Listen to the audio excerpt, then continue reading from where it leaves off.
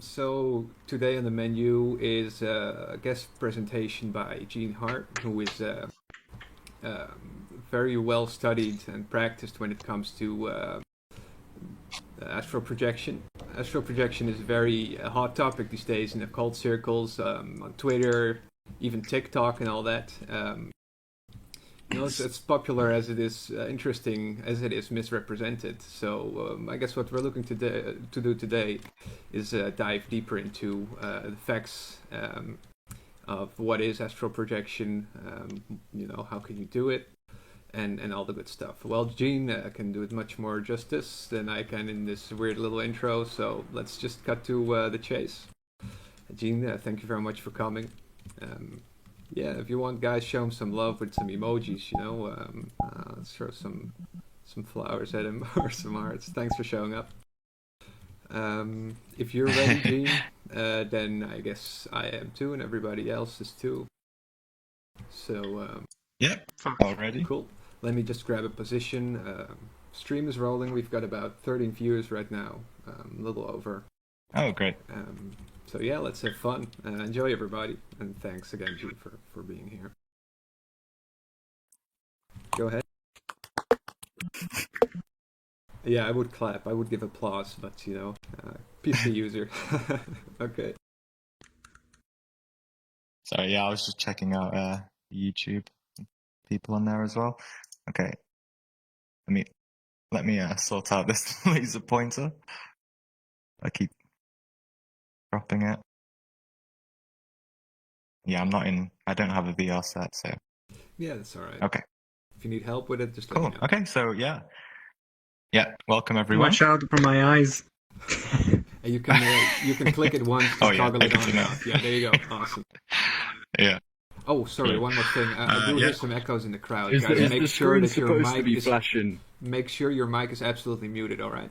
Right, mine is. Yeah, the screen flashing for me too, black and white. Yeah, it's just kind of black and it's a little polygon.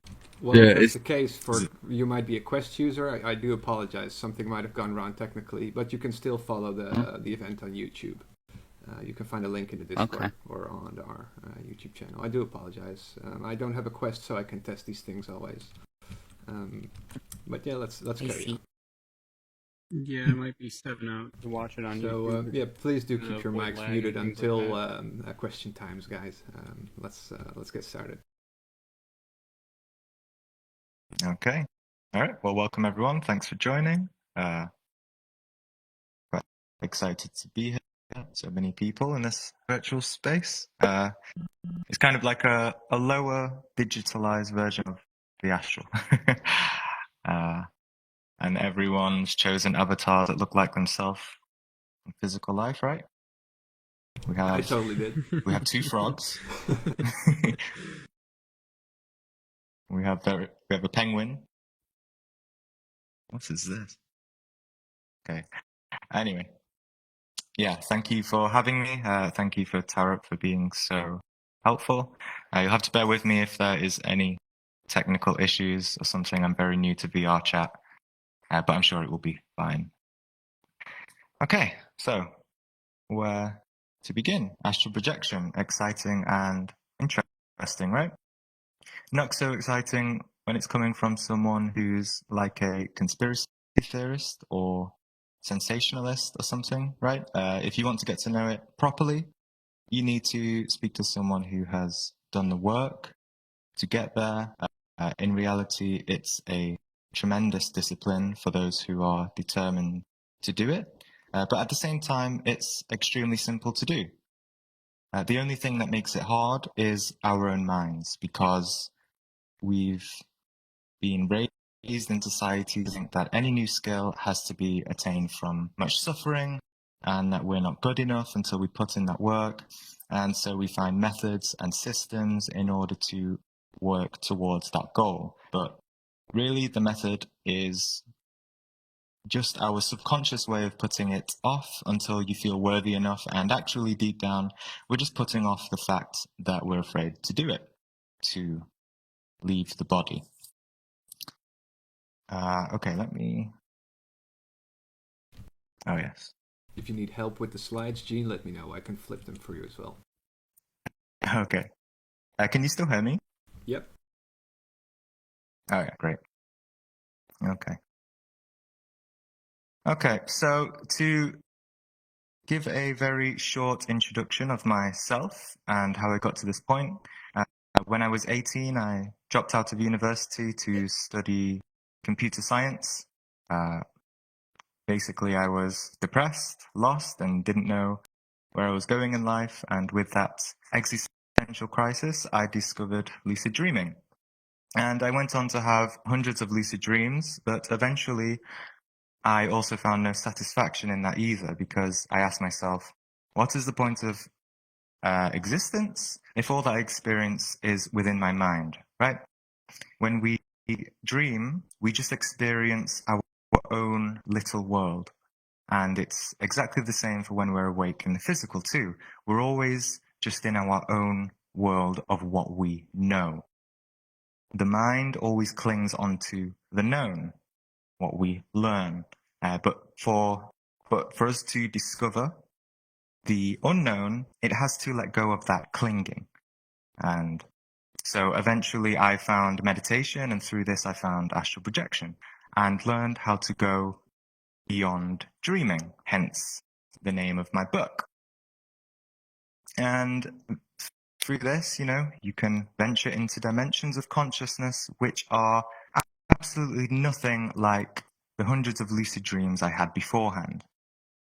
So this affected the way I understand life and death in profound ways, and I continue to have eye-opening experiences, not just in the non-physical, but also in the physical. I continue to practice while also going back to university and studying philosophy this time, and completed my dissertation on lucid dreaming. I also became a member of a Gnostic group for several years where I learned a lot of esoteric wisdom. So 11 years later, here I am with a bunch of experiences gathered, and I still feel that I'm only scratching at the surface of what this is all about. So I'm not really a guru or a teacher or an awakened one, right? I'm just a person sharing my mind and my experiences. I'm not here to convince anyone of anything. You make up your own mind about what you hear today. And out of those 11 years, I only became public about 6 months ago amidst the pandemic when I visited the Astral projection subreddit and realized there are hundreds of people who are terribly misguided and misinformed with this whole topic. And so I got involved on there. One thing led to another. I wrote a book, and now I have a YouTube, as you can see on the screen. And after the success of this book, I also have 2 more books being planned as we speak.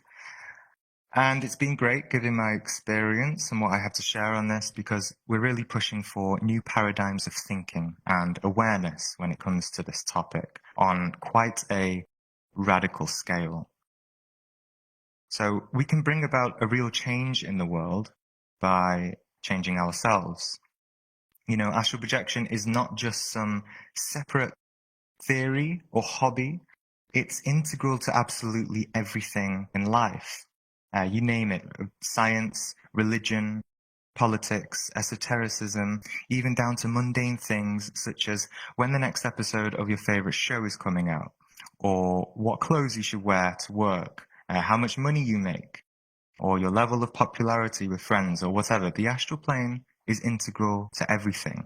It's a kind of building block to our lives individually, collectively, spiritually, and materially.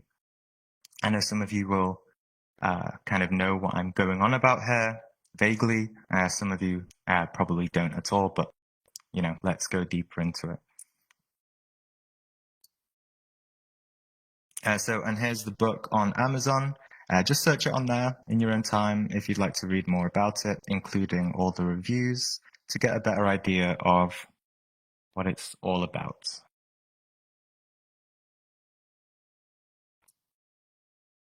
Okay, so before I delve deeper, let's see what kind of gathering we have here. Let's save questions for after, because I'm going to talk for about an hour. and it may hold answers for you already, or help you formulate more specific questions for the Q&A that we'll have afterwards.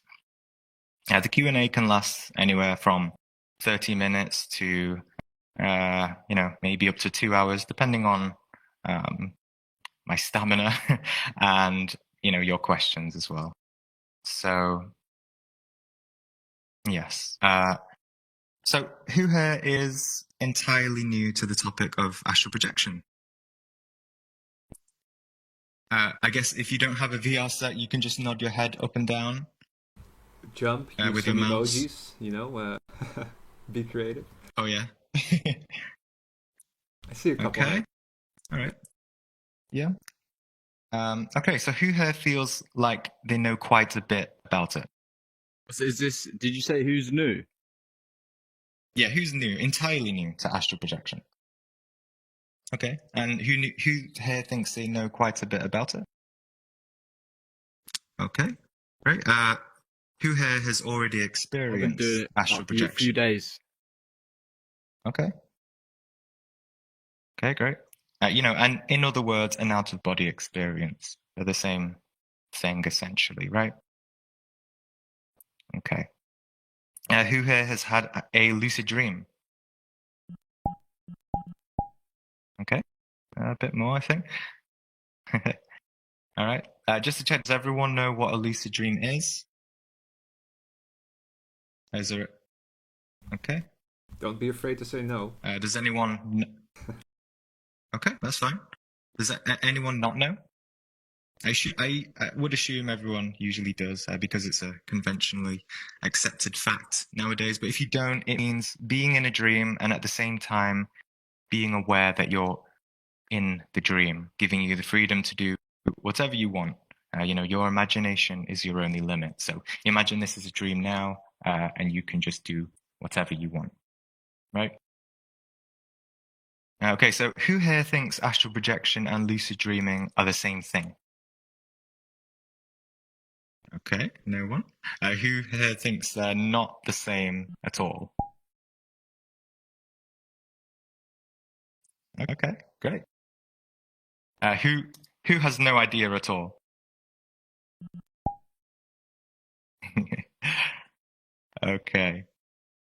Great. So I think only one or two of you said you've experienced astral projection. Not a lot of you gave an opinion about the last question, which is good because, if we're serious about pursuing astral projection, the ones who said they have no idea at all are probably closer to experiencing it than those who gave an opinion on what they think astral projection is.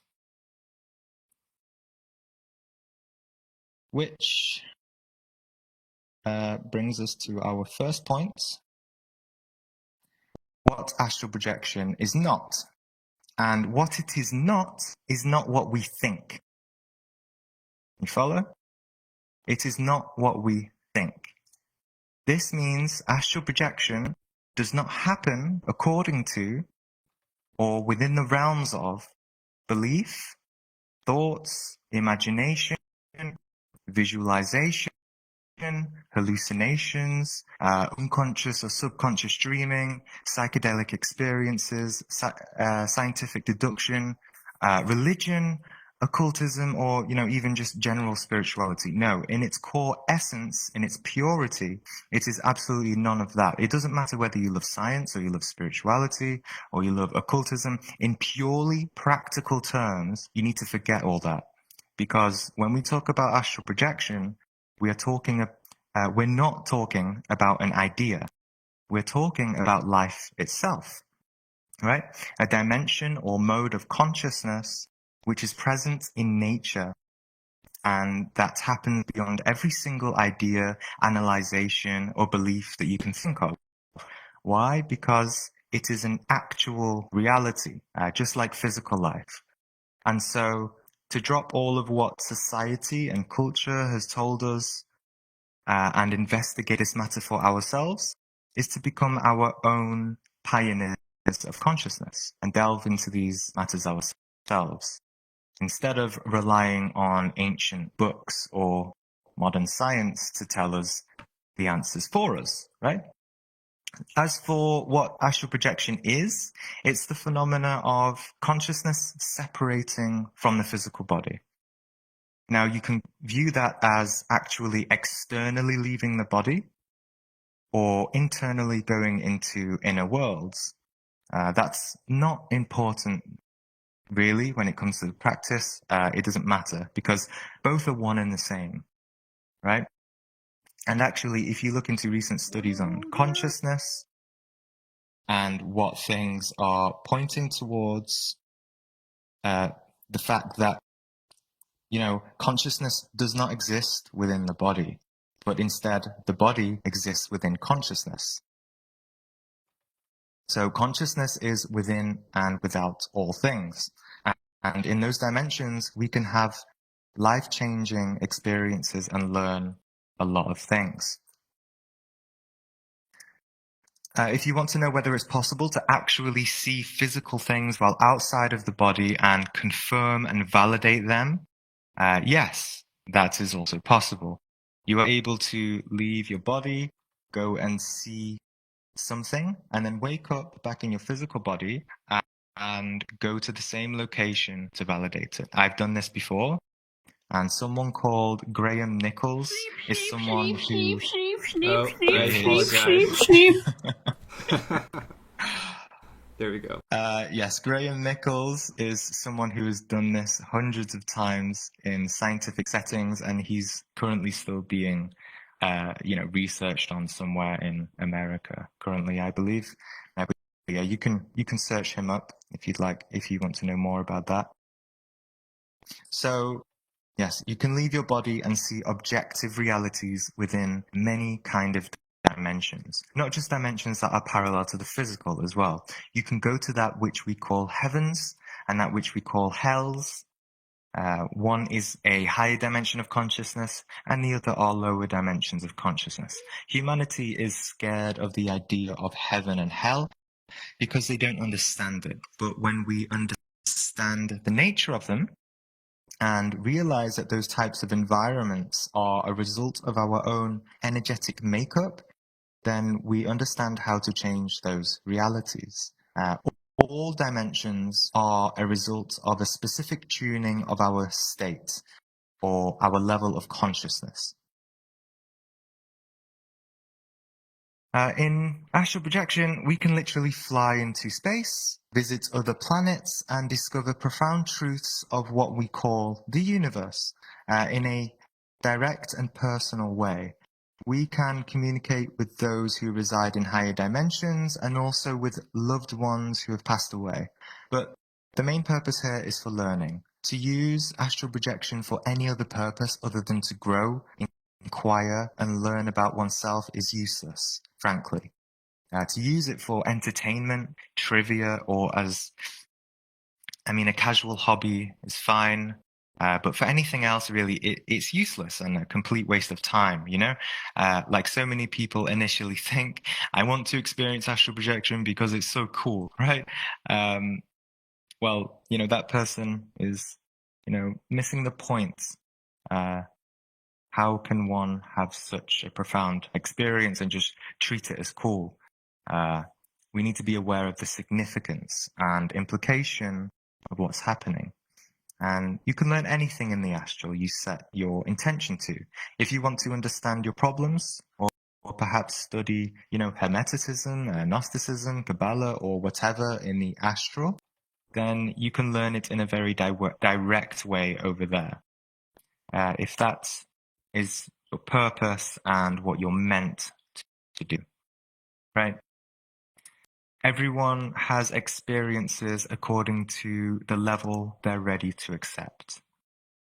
The Gnostic teacher Samael Aun-Weor is someone who bases many, if not all, his occult findings on things he studied in the astral.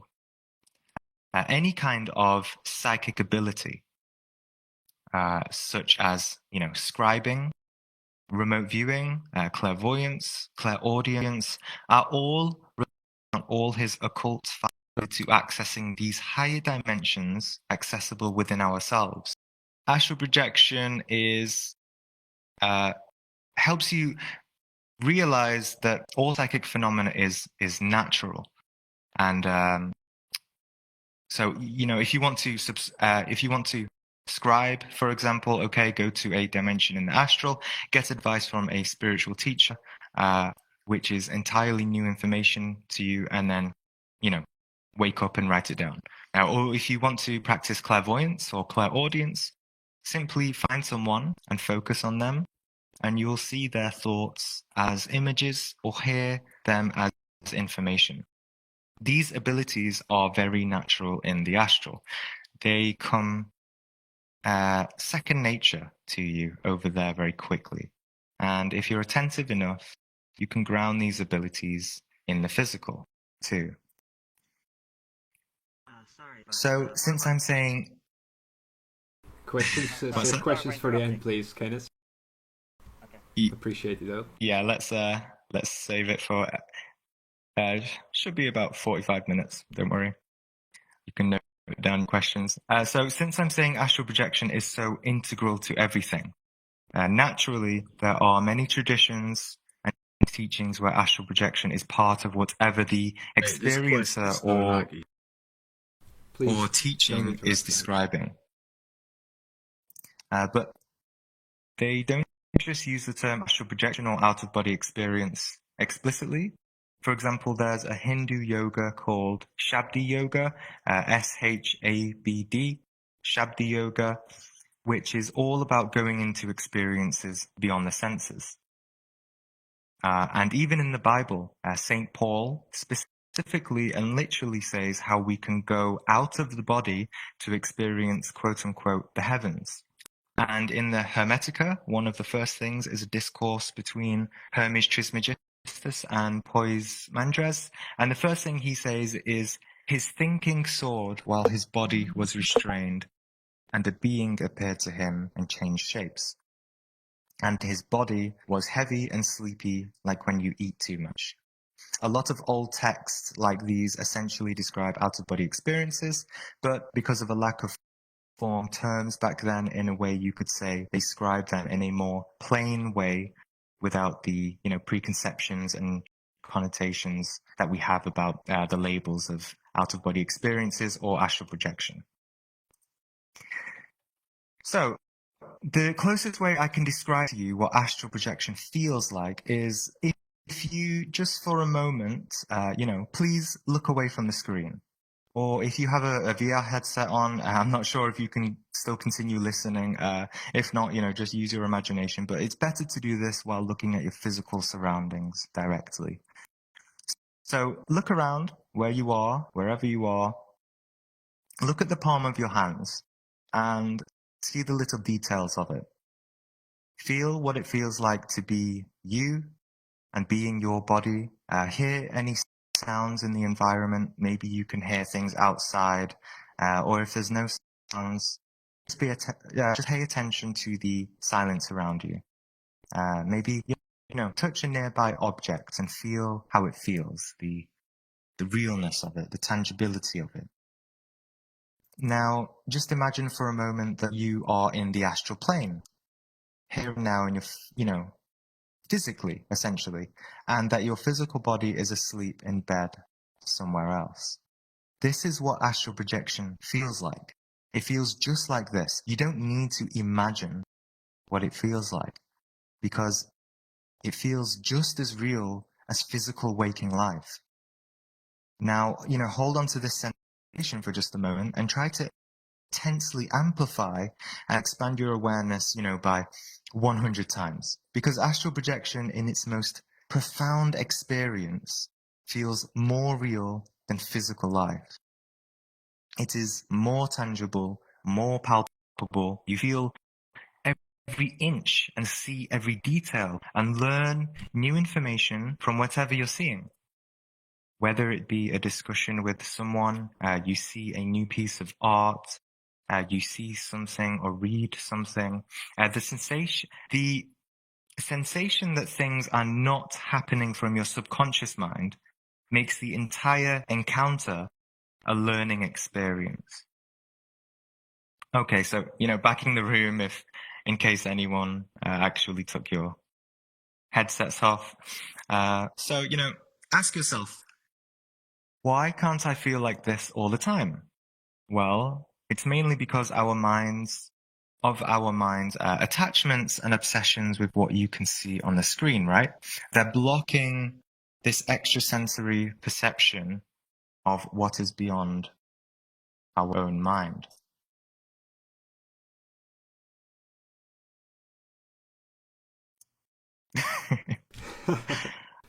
Careful with Okay. your eyes, Keith. Yes. So as you can see, I've put little clouds here. What this man can see, this is his perception, and this is what is, the astral, the unknown. But we always cling on to the known. And when the mind wants to go into the unknown, it feels fair because, oh no, I don't want to experience this because, I had to cling onto all these attachments that I have, all these beliefs, all this proud knowledge that I have. And so this is the challenge. The challenge really starts with ourselves. So, yes, this is why astral projection is a practice, and not just a practice at night, but a practice while in the day too, while we're awake. This is why it is completely synonymous with personal development and the awakening of consciousness. And it is one of the most powerful ways to do so when done properly. So astral projection is a form of self-inquiry. It's not about discovering something outside of you and asking whether it was real or not. It absolutely can be, and we can confirm experiences in this way. But the more profound aspect is that it is an awakening of perception beyond our usual physical, material capacity. Yet, this is an aspect of life most of us never knew existed our entire lives. And by the time we're grown adults, society tells us to form our own opinions about this and that and be proud of them. And that when it comes to actually discovering new realities for ourselves, we close ourselves off. We disbelieve or brush off the idea because we're so ingrained in valuing our own self-created and learned delusions about what we learn in books, what we heard from others, and little opinions we formed and identified with. But one first has to realize that beyond all that, there are dimensions of consciousness which speak profundities deeper than any of those ideas and opinions to which we hold on to so dearly. This can be discovered through honest and sincere practice of astral projection. So, of course, we want to know how to do it, right? Jean, give us the specific instructions and step-by-step material so that I can practice this for myself. It's kind of a funny question to ask for such a profound thing, and I hope by the end of this, you'll understand why I find it a funny question. It's funny because this is how our minds work, right? Our minds work in the way that it thinks it can solve any problem or issue with the correct steps and guidance. And if it doesn't work, well, it's not my mind that's wrong, it's the steps that are wrong, right? Well, I'm sorry, but relying on step-by-step instructions are just not entirely the fundamentals with something like this. The mind is completely alone, completely by itself on this inner journey of discovery. The mind has to turn in on itself and really open itself to the experience. We always want ready-made answers instead of inquiring into it ourselves to understand it fully. We want to be told the answer like everything else in society, and the more gratifying the answer, the more we assign to that belief or thought structure, which is ultimately a crutch. We always want a ready-made microwave meal, right? That comes with step-by-step instructions. You follow the instructions, you may or may not succeed in making the meal, but do you understand how you made the meal? We have to seek to understand. And this is also why there is so much fear behind astral projection too, because fear only arises from a lack of understanding. And if one truly understands what they saw and responded in an intelligent way, they wouldn't be fearful. So we have to back up even more if we want to go, very far on this journey of understanding. We have to begin with what is close to us. And that starts with you and your physical life, where you are now, who you are, what you think and how you think and what you believe. Firstly, if you firmly believe that purely material phenomena is all that exists, then that is all you will experience. End of, really. You may as well leave this room right now, because I simply have nothing more to offer you, and you'd be wasting your time here, hearing me speak, rather than truly listening or learning. And you'd be comparing ideas I'm presenting with your own belief system, saying, this person is absolutely crazy. How can he say such things when I proudly hold this or that belief? If you are that person, I will say, why should you believe material matter exists? You don't need to believe it. It's here and now all around you. No need for belief. You already know. In the same way I know realities beyond the physical exist. And I know they don't exist within my own mind or imagination because I've experienced it directly. Now, when it comes to approaching astral projection, one should not believe nor disbelieve. One should take upon themselves a profound self-inquiry to truly discover. One who believes in astral projection can be just as lost and deluded as one who does not believe in astral projection. So this is a very tricky thing to do effectively, right? Because most of us are not aware of our own subconscious assumptions. There are people who try to astral project and are so impatient that, they try for one night and their subconscious is already niggling at their brain saying, I don't think this is real. It's such a waste of time. This is where meditation comes in extremely effective.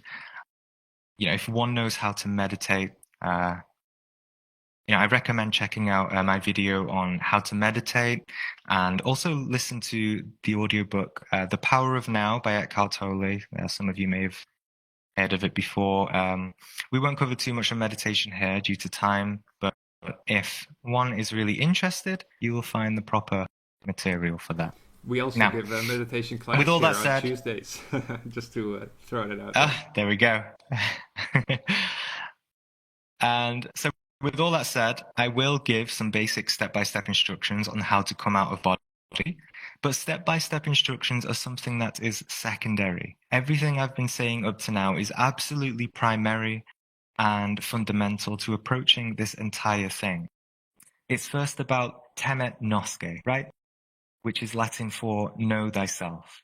And we have to know what we think, how we think, what we believe, how we're feeling all the time, and whether those kinds of inner thought forms that we commonly, subscribe to are restricting us from experiencing realities, different realities, rather than clinging onto our same reality that we uphold through habit and compulsiveness. We need to understand our own inner structure of our own souls and how it feels and how it works. Know thyself. This is something that goes profoundly beyond thinking about oneself.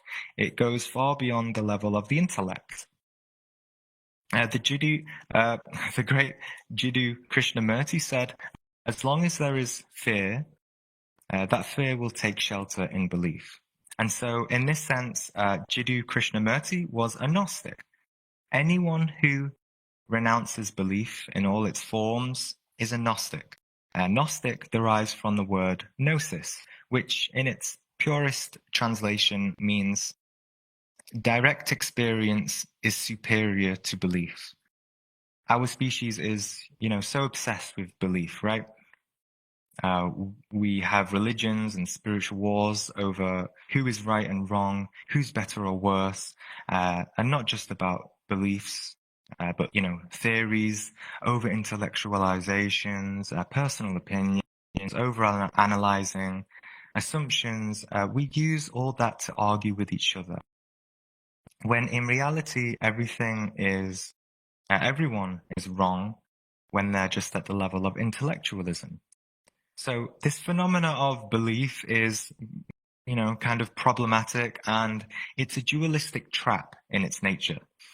We don't see this as long as we are caught in that level of consciousness. Hence why I said before, we have to transcend our own level of thinking. But that's a very difficult thing to do when we think we're always right. So we have to learn to be honest and humble and sincere. A person who thinks they're always right and thinks that they know everything cannot astral project. Their mind is closed off. That is a person who is full of themselves, right? Do you get it? Full of themselves, meaning they are full of their own self-delusions, and new spiritual experiences cannot arise when one is full. One has to empty their cup, so to speak, to allow fresh new experiences. This doesn't mean we can't study spirituality. No, it just means that we have our cup, but when it comes to practicing, just recognize the cup for what it is and lay it to the side. We don't need to drink it and hail it and pray to it. It's just knowledge, and just see knowledge for what it is, stored memories. As an example of this accelerating problem of belief and duality in astral projection communities, I've noticed that the most common beliefs on both ends of the coin, both ends of the duality, are something like people have a belief that astral projection is real because they're scared that there's nothing more to life. So they want to believe in something permanent. On the flip side of this, people who have a belief that astral projection is not real is because they're scared that the existence of something permanent could imply they need to change the way they live, right? I know this doesn't apply to everyone, and everyone will, they won't admit to justifying their beliefs in this way, but if you really look into it and people are really honest with themselves, this is what most of them will find.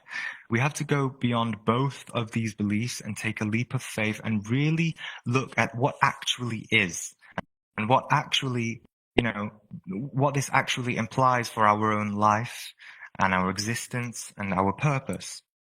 Belief has brought us basically nowhere in society, in science, in religion, in spirituality, nowhere. Yet it's still the most common thing we all argue about. I believe this, you're right, you're wrong. We need to go beyond that level of thinking. Only those who have really took the journey within themselves and have found something substantial and useful for others, has touched on some form of objective substance.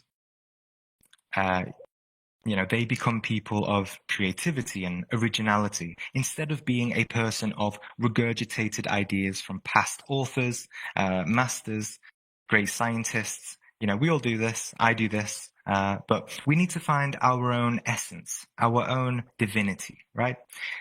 You can say, I am a Gnostic. I am a scientist. I am a magical practitioner.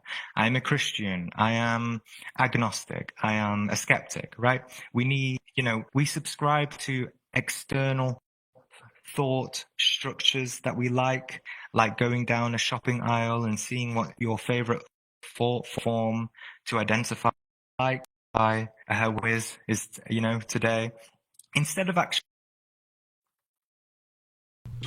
forming our own active and inquiring minds so that we can develop our own individual awakening of consciousness. So we have to go even closer now, instead of far, and look at that which is within us and stops us from experiencing astral projection naturally when we go to sleep. If you were expecting a fanciful talk on, interesting experiences, aliens, conspiracy theories, then I'm sorry to disappoint. I can share some of my own experiences in the Q&A if you're interested afterwards. But you can also listen to them on my YouTube channel.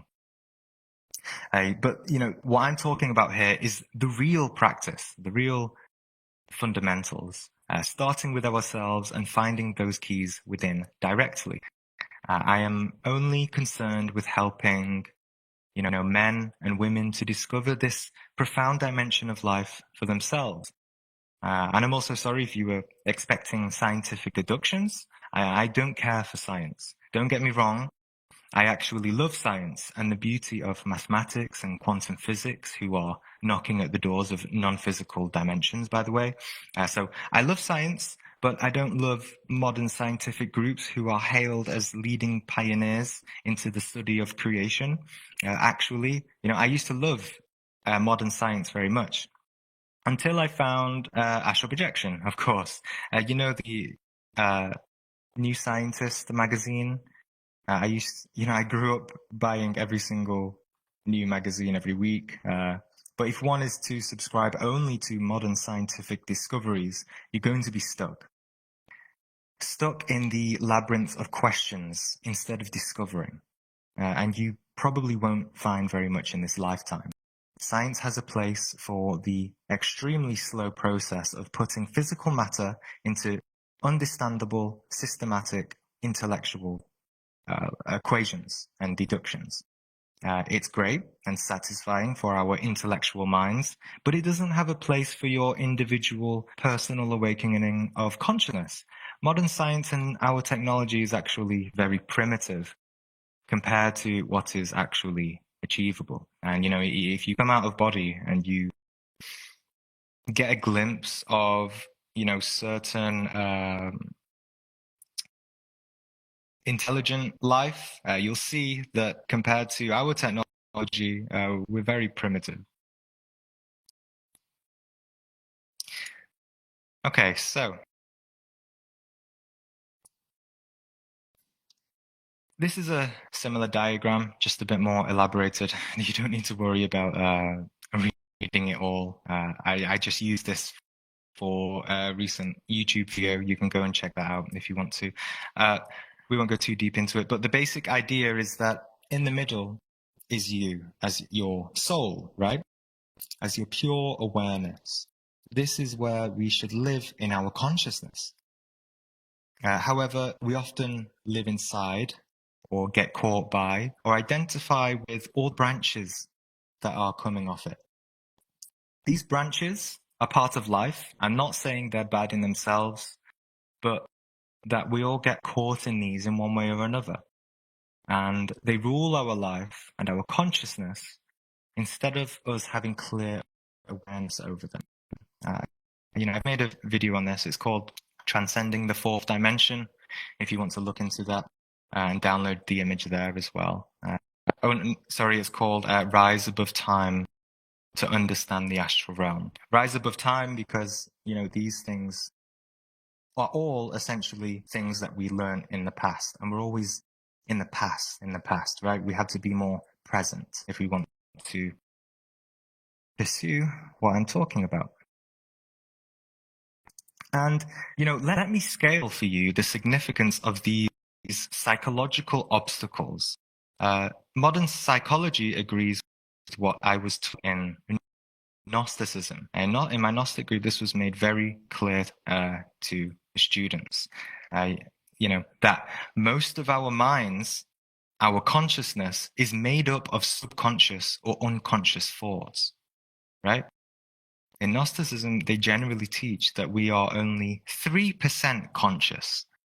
The rest is trapped. And thus, all those branches you see are only scratching at the surface of what's blocking our way into the great journey of ourselves. These are just things within ourselves, obstacles within ourselves that I can put into words, into intellectualizations. Okay, so many things, there's many movings and feelings within our subconscious that are, not easily put into words, especially our emotions, which run very deep and are very complex, right? The human mind is not simple. If you're a simple-minded person, I guarantee there is just an infinite amount of complexity within you. So all these things with our consciousness living in these thought form structures stop us from really perceiving our physical life from moment to moment, making us completely asleep, right? I think most of you here from spiritual backgrounds somewhat understand this sleeping state of consciousness I'm talking about. Does it make sense if I say that, humanity is like sheep, right? Sleeping and being mechanical, artificial creatures, obeying the law and just doing our 9-to-5 jobs on autopilot. Yeah.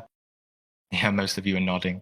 So how can we begin to expect to be awakened from moment to moment in our sleep if we can't do it while awake? As above, so below. This is the very first and core teaching to unlocking astral projection. Live from moment to moment while you are awake, and you will live from moment to moment in your sleep too. You'll have attentiveness, awareness. You'll start to see your dreams more. Free your mind from disturbances and see clearly. Like conventional wisdom in psychology says,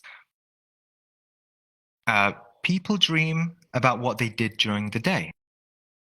Right? That's conventional wisdom in psychology. Or more specifically, they dream about what they dreamed or fantasized or thought about during the day. And so what happens when a mind is completely silent, peaceful, and attentive during the day, and not lost in dreams and thoughts? Well, then, naturally, it is going to be attentive during sleep too. I can't convince you of this intellectually, but just try it. Have a day where you are just so always observing yourself, always observing your inner thoughts. You'll see, your dreams will start to become more vivid. And when you start to place more intention into, states when you're sleeping, your awareness will be directed within those moments of sleep, and you'll start to also begin to awaken to what is happening while you sleep.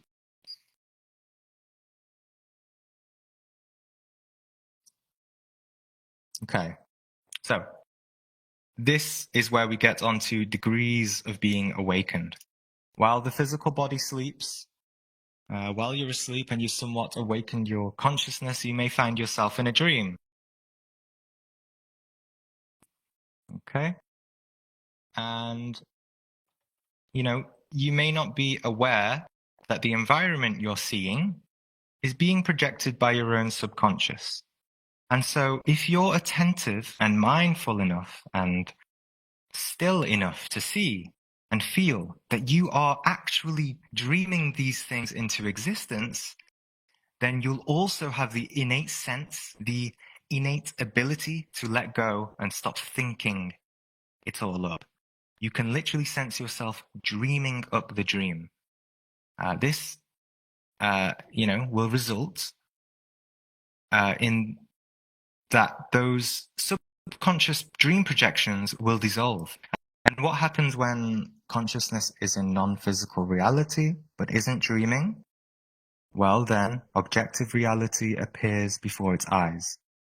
This is easier said than done by most of us, of course, because most of us are stuck in constant and compulsive dreams without any self-awareness. One needs to learn how to meditate and inquire into one's mind deeply and observe.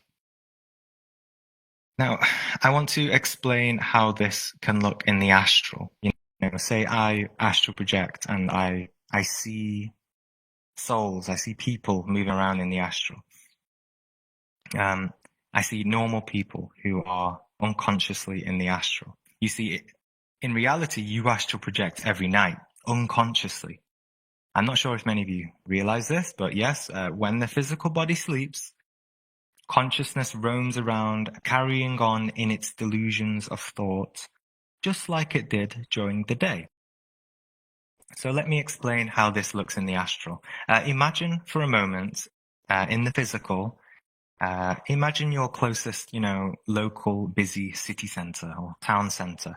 There's many crowds of people there, busy, walking here and there, right?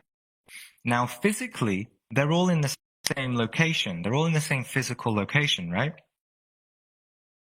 But, however, in each one's consciousness, they are all in a world of their own, in their own consciousness, in their own imagination, in their own dreams, thinking about where they need to go next, arguing with friends, thinking about a deadline they have next week, etc.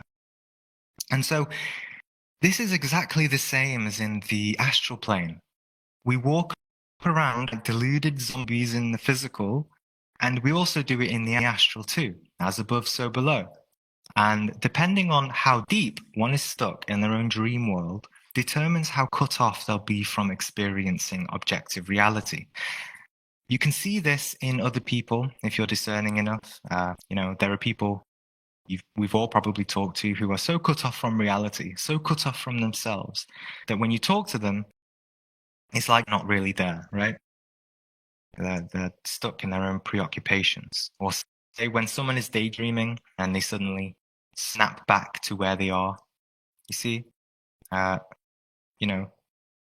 above, so below. We daydream in the day and we night dream at night. We have to stop dreaming. It has no use for us, neither in waking life nor physical life. In waking life or sleep. We have to wake up. And if you've ever practiced being present in your life, like so many spiritual teachings talk about, well, this is where astral projection is an effective incentive for that. Because we don't just practice being present for the sake of itself, but we take on a higher challenge of perceiving and experiencing the worlds. So in this way, we can master basic spiritual principles very fast when we set our goals on something much more advanced and sublime.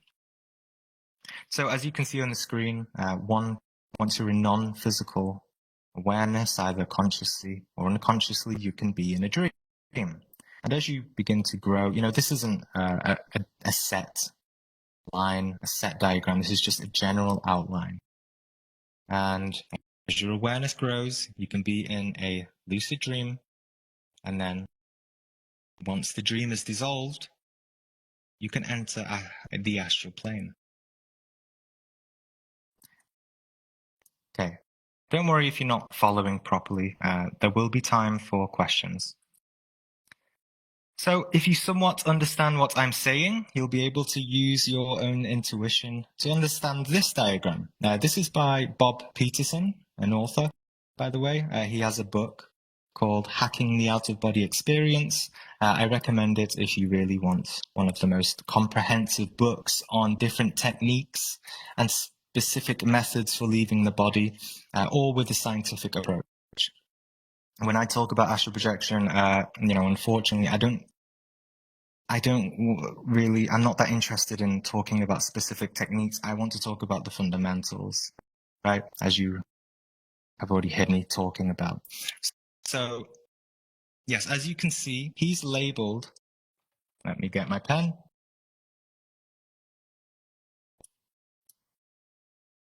So, he's labeled lucid dreaming as a conscious, subjective experience, right? The environment is subjective. It's coming from your own subconscious, okay? And you're conscious in it. It's a lucid dream. And an OBE, an out-of-body experience or astral projection, is a conscious, objective experience. The environment is objective. It is not coming from your subconscious. a dream is an unconscious subjective experience. Your own dream, it is subjective, but you are unaware and you are unconscious. And then there is shared dreams as unconscious objective. So that's when you're in, essentially the astral plane, but you are unconscious of it. And in the Reddit, there's been quite a few people who say, oh my God, I've just woken up and my friend remembered the same dream as me. We saw the same things. Well, yes, because, this was a shared dream. You were both in the astral. You were just unconscious. But, what I've been saying really is not spoken about a lot, right? This understanding that we leave the body every night. We are so ingrained in the modern world's conventional way of understanding dreams that, just dreams, but we completely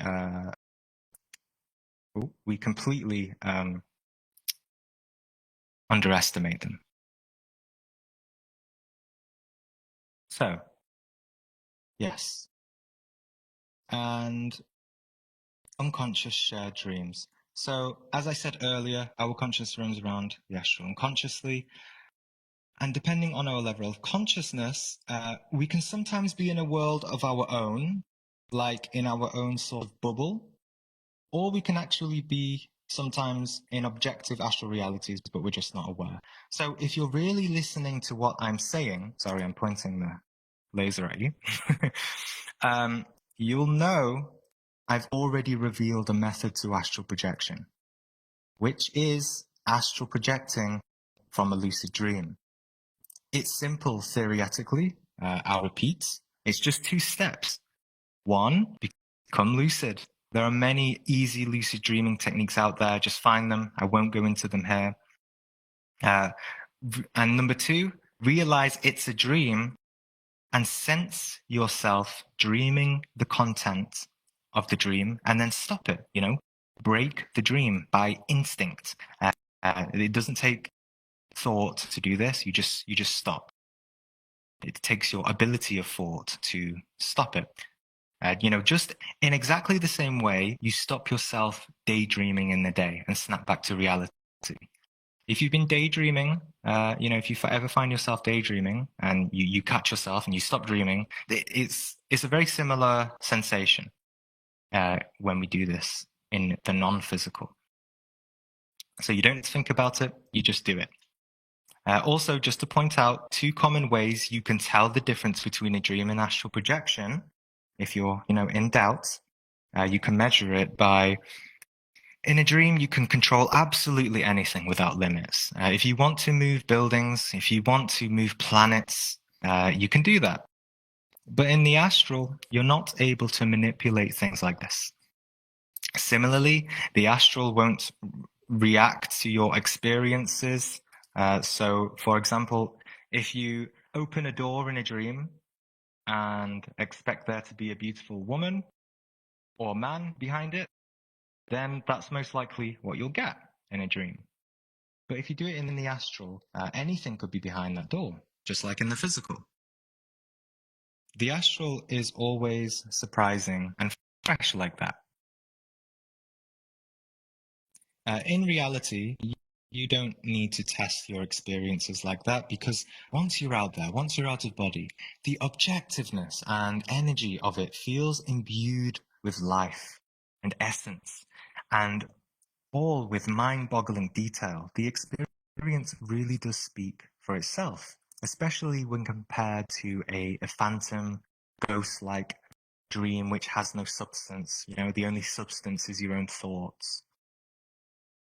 But of course, if you're not practicing being aware of your own thoughts, then you won't be able to tell the difference between reality and thoughts.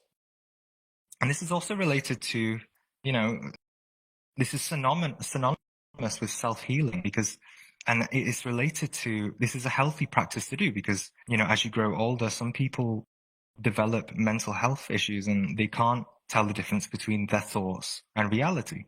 So we have to become aware. It's not just about having cool experiences. This is integral to our own health overall. all.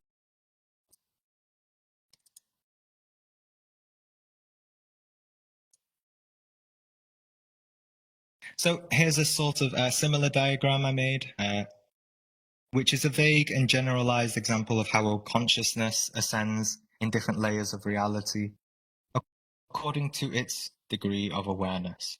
And as you can see, there are many more profound dimensions beyond the astral.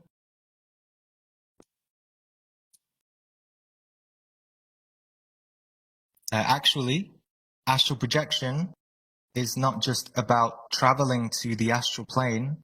You can visit dimensions known as the mental plane, the causal plane, and beyond.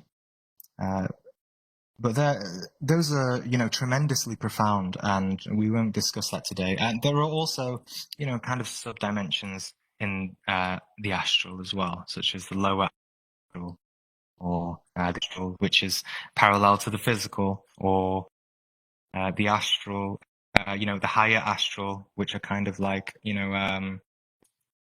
heavens. But the real heavens are above the astral. Okay. Each keyword can also be placed, of course, in different layers, but I've placed them according to the most generalized and common ways we relate to these words. Like fears being in our unconscious, dreams being controllable and infinite environments, but the astral being limited, like the physical.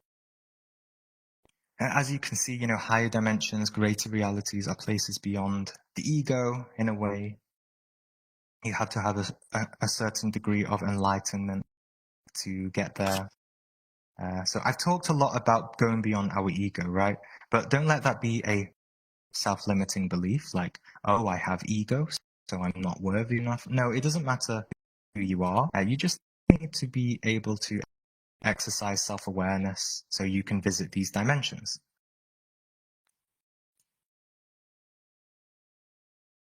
We can go back to any of these slides if you have questions about them afterwards. Okay. Now, I'm going to read this out. Don't worry about trying to go through it all. So let's get on to a basic step-by-step method on practicing astral projection based on what we've discussed today. I'm just going to lay it out flat for you. This is not the only way you can do it. It's just a generalized approach which can work for anyone. If it doesn't work for you or you don't like it, then find a different way. There are many books on astral projection. And, on top of all this, if you're really determined, I recommend getting your own book and kind of, read it as your own little Bible daily for, to feed your intellectual mind with something. Because as I've been saying, our intellect is it's always, doubting ourselves, questioning, but we need to just, be a bit disciplined. So let's get on to this basic step-by-step method. Number 1, go to sleep as you normally would. Don't worry about anything, okay? Have a good rest. Number 2, wake up after 4 to 5 hours of sleep. It could be 3 hours, 6 hours, okay? Depends who you are. Number 3, get out of bed. Go sit in a chair. Center yourself. Be free from thoughts. Only focus on your intention to leave your body when you go back to sleep soon.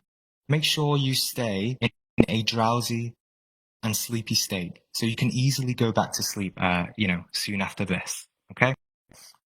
Don't wake yourself up too much. If you can drink or have food, but if that wakes you up, if it's too stimulating, don't eat or drink anything. Or if you're just too sleepy and you find yourself falling asleep, then, maybe eat something, put a light on. Okay, we have to experiment. Number 4, affirm to yourself repeatedly, I will leave my body as soon as it falls to sleep. You're essentially meditating here, right? Number 5, once you feel focused enough, go back to bed and continue the affirmation as you fall to sleep. Don't doubt yourself. Don't question it too much. This is just practice. And you can adopt a kind of mind awake, body asleep sensation. Number 6, when you fall to sleep or at any point during the rest of your sleep, you may begin to feel intense vibrations all over your body. They kind of feel like an earthquake, a tremor, or kind of like you're being electrocuted, but there's no pain. It's just, it can just feel intense, right? So, and you also may hear extrasensory sounds or things in your vision. Do not become overwhelmed. Get comfortable and acquainted with them. Just allow them to be, allow them to amplify. Don't be scared. And as they intensify, everything will come to a sort of crescendo. There'll be so many sounds, so many vibrations, and you'll begin to feel the energy more intensely. This is the energy of your astral body. And you'll find yourself begin to float out of your body. Or if you're not naturally floating out, you can just get up as you would with your physical body, but you're not getting up with your physical body, right? You don't think about it. You just get up. Once you're in that energetic state and you merge with it, you just get up, and you'll get up out of your body. Once you're out, you'll see your physical body sleeping peacefully in bed. Okay? And number 7, the best thing to do is just get outside of your house. A lot of people they get freaked out when they see their physical body sleeping next to them, and the fear snaps them back.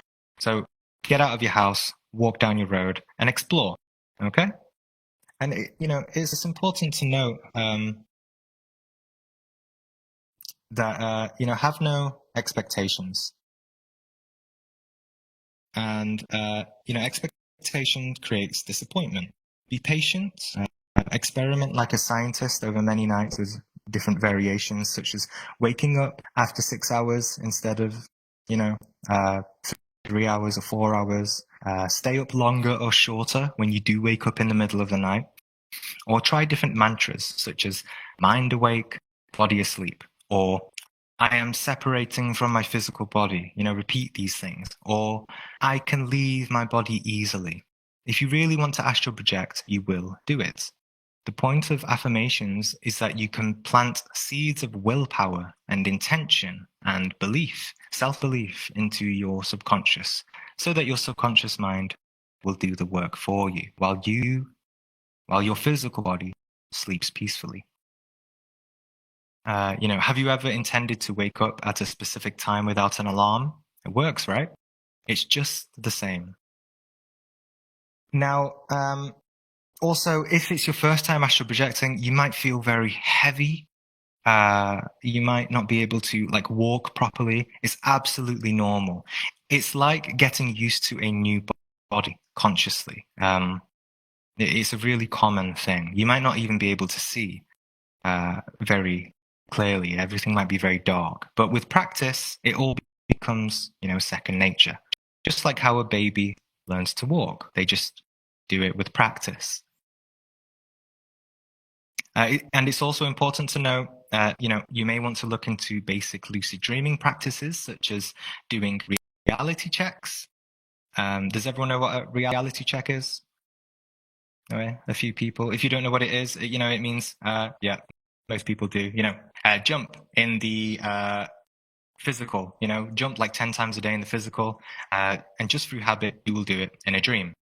And if you float in the dream, if you intend in the physical, if you intend to jump and float, then and you don't float, then you're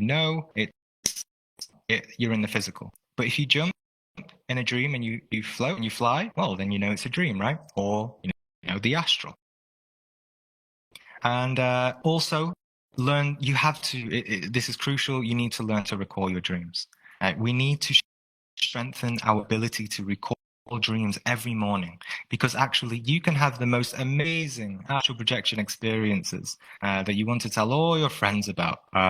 But if you're doing it, if you're not remembering your dreams, you can have all these experiences and seriously, you will not remember them. This is happened to me too many times where I forgot to recall when I woke up. And 6 hours later, I remembered that, oh my God, I had an astral projection experience. I remembered something amazing about it, but I couldn't recall all of it, right? The level of detail was small because I waited too long. So your brain's connection to non-physical memories can become very strong with practice. It just takes a few days. Do it every day. It becomes a habit and you'll remember all your dreams. So, you know, some mornings I can recall over 7 different dreams, all different stories with different characters and all sorts of things.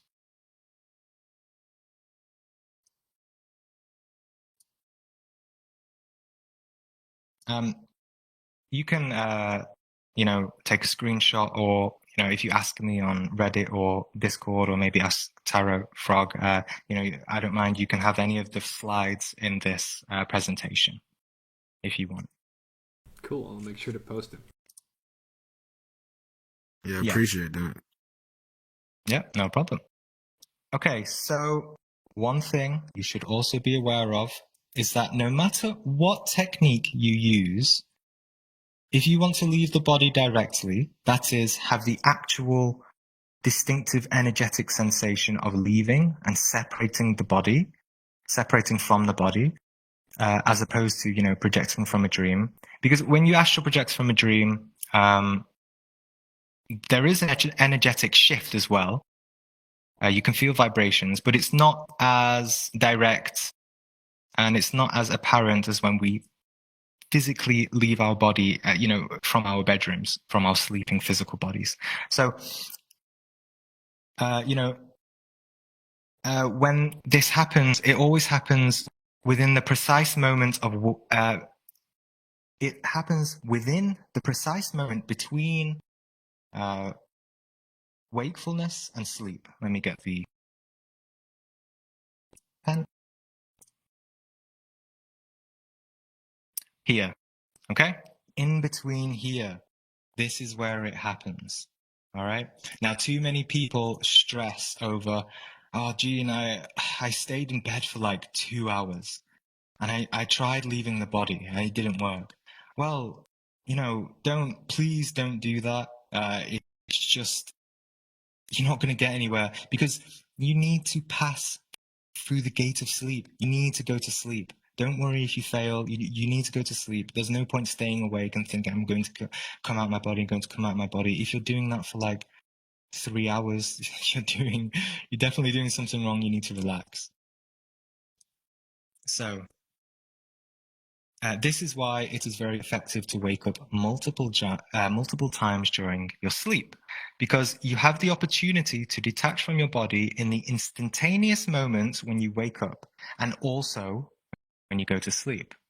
Okay, when you wake up, you pass this little phase here, and when you go to sleep, you also pass it here. So sometimes I wake up in the middle of the night and directly leave my body. Or sometimes when I wake up and then go back to sleep, I leave during that time. Anytime you pass through the gate of sleep, this little gate here, you have the opportunity to leave the body. And actually, if you're very determined, a good idea you can do is wake up every 2 hours during your sleep. Of course, you don't want to do this if you're very busy the next day. And so, as you can see here, as we go to sleep, non-physical awareness gradually grows and physical awareness begins to numb, and eventually, boom, all the physical sensations that are distinctive to astral projection suddenly become very loud and clear. You're in the hypnagogic stage and you hear, you experience all sorts of sounds or sensations. And when it happens, just remain like an impartial Zen monk and just, continue and eventually just try and get up out of your body. And as you can see here, as this happens, you'll be completely unaware of your physical body. Completely unaware. There is no awareness of it.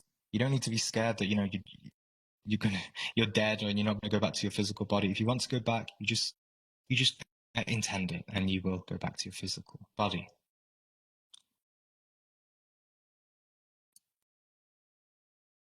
Okay, and you'll only be aware of your astral body. Okay. So the next bit is just to entertain you guys who are interested in the occult or Kabbalah, because I know a lot of you in this community like those topics. And as I said at the start, you can relate the reality of astral plane to anything. And so here's how it relates to the dimensions of reality in the context of Kabbalah. In other words, the tree of life. Sorry, I keep putting this way. Okay.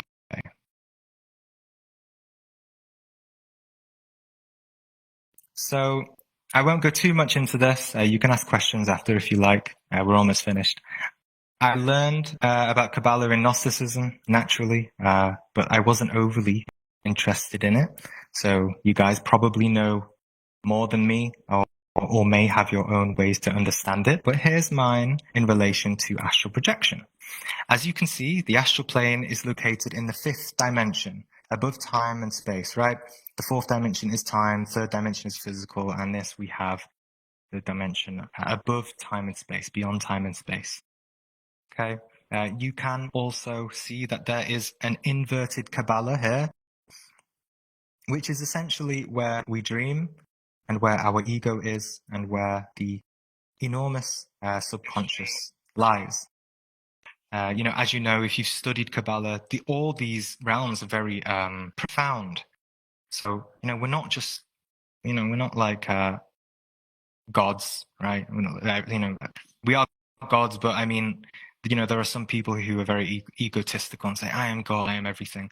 No, we've not truly realized these yet. It takes a bit of life experience. So we have this here, okay? And, this is also essentially what we call the hell realms. Similarly, this is just purely symbolic. This is what you can also call Satan's tail, right? Where the ego is. Okay, I'm not trying to fearmonger or be weird. As I said, you can't fear these things if you understand them logically and scientifically. An interesting fact that some of you may know is that the Christmas tree, I've lost my pen again, I'm not going to go get it. The Christmas tree in the corner actually originally symbolizes the tree of life. Just a fun fact for you. The lights and baubles that we put on them symbolize when our consciousness awakens to those inner musical spheres of the soul. In other words, the little circles, the sephirots on the Kabbalah. And you, of course, have the star or angel at the top of the tree of life, where the highest and most sublime dimensions exist, such as the Ayin and the Ayin Sof, right? You can also see here how lower dimensions, I get this again. You can also see here how the lower dimensions, I'm going to throw this at the wall. Oh my gosh. There we go. You can see here how the lower dimensions here, they have more laws to them, meaning they're more dense. And with more laws means more mental and emotional entanglements, which means more suffering. And it can be more challenging for us to escape. To escape to that which we call oneness or unity or trinity at the top, which is what we hear about different religions and spiritual teachings, right? Such as, the law of one, which has become very popular recently. So, we also have to not think about this in terms of wondering where we are, right? In reality, we are in all of those spheres, some more than others. We are connected to all of them. It's safe to assume that we're mostly in these lower regions here. We sometimes, keep going up and down, kind of, or different lights on the Christmas tree light up during our lives. Maybe when we're in love, or we feel very, very blissful and enlightened, right?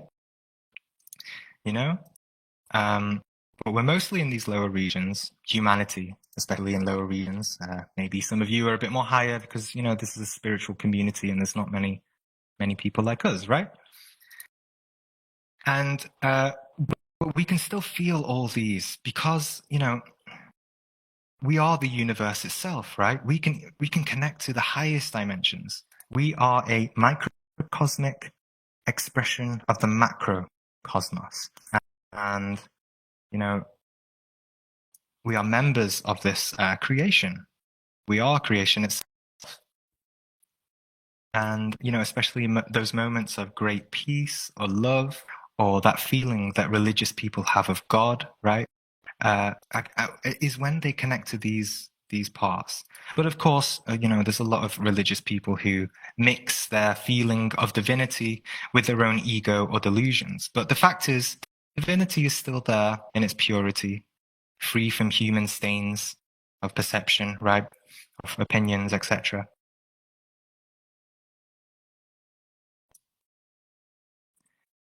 Here's a similar diagram by an author called Jürgen Siever.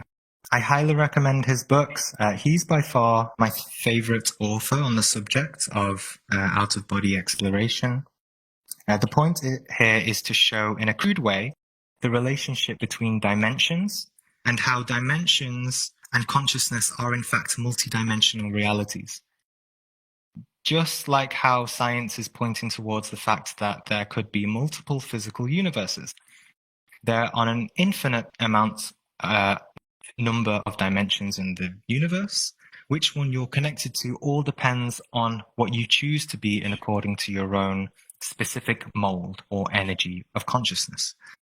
And as I said at the start, it all starts with living presently from moment to moment, being aware of who and what we are, and paying attention to phenomena in waking and sleeping consciousness, being alert, awake, and having the capacity for critically inquiring into these experiences with a spiritual, but also a scientific investigative approach, free from fear. It is a great journey within yourself, and if you ask me what the purpose of life is, it is this: the awakening of consciousness, to grow, learn, and become conscious of ourselves, to know ourselves, and to wake up out of our own dreams and illusions of reality.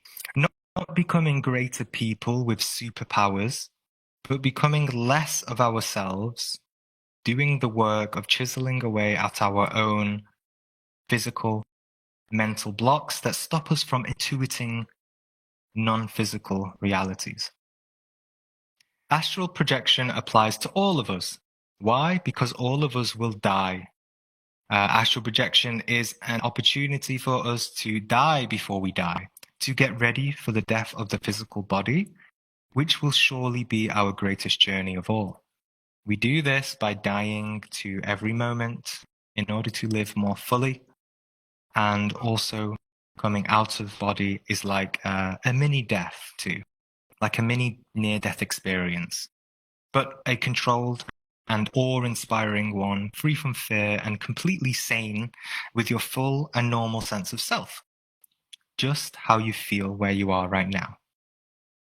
And on one last note, I just want to say, the purpose of this talk has not been for you to say, wow, Gene, you're right. I agree with everything you're saying. You're amazing. You had all these experiences. You have all this knowledge. No, the point has been for me to try and convince you that you have all the tools within yourself to go about this kind of discovery for yourself, and that you are the only teacher who can do this effectively. You can teach yourself effectively. The guru is in you.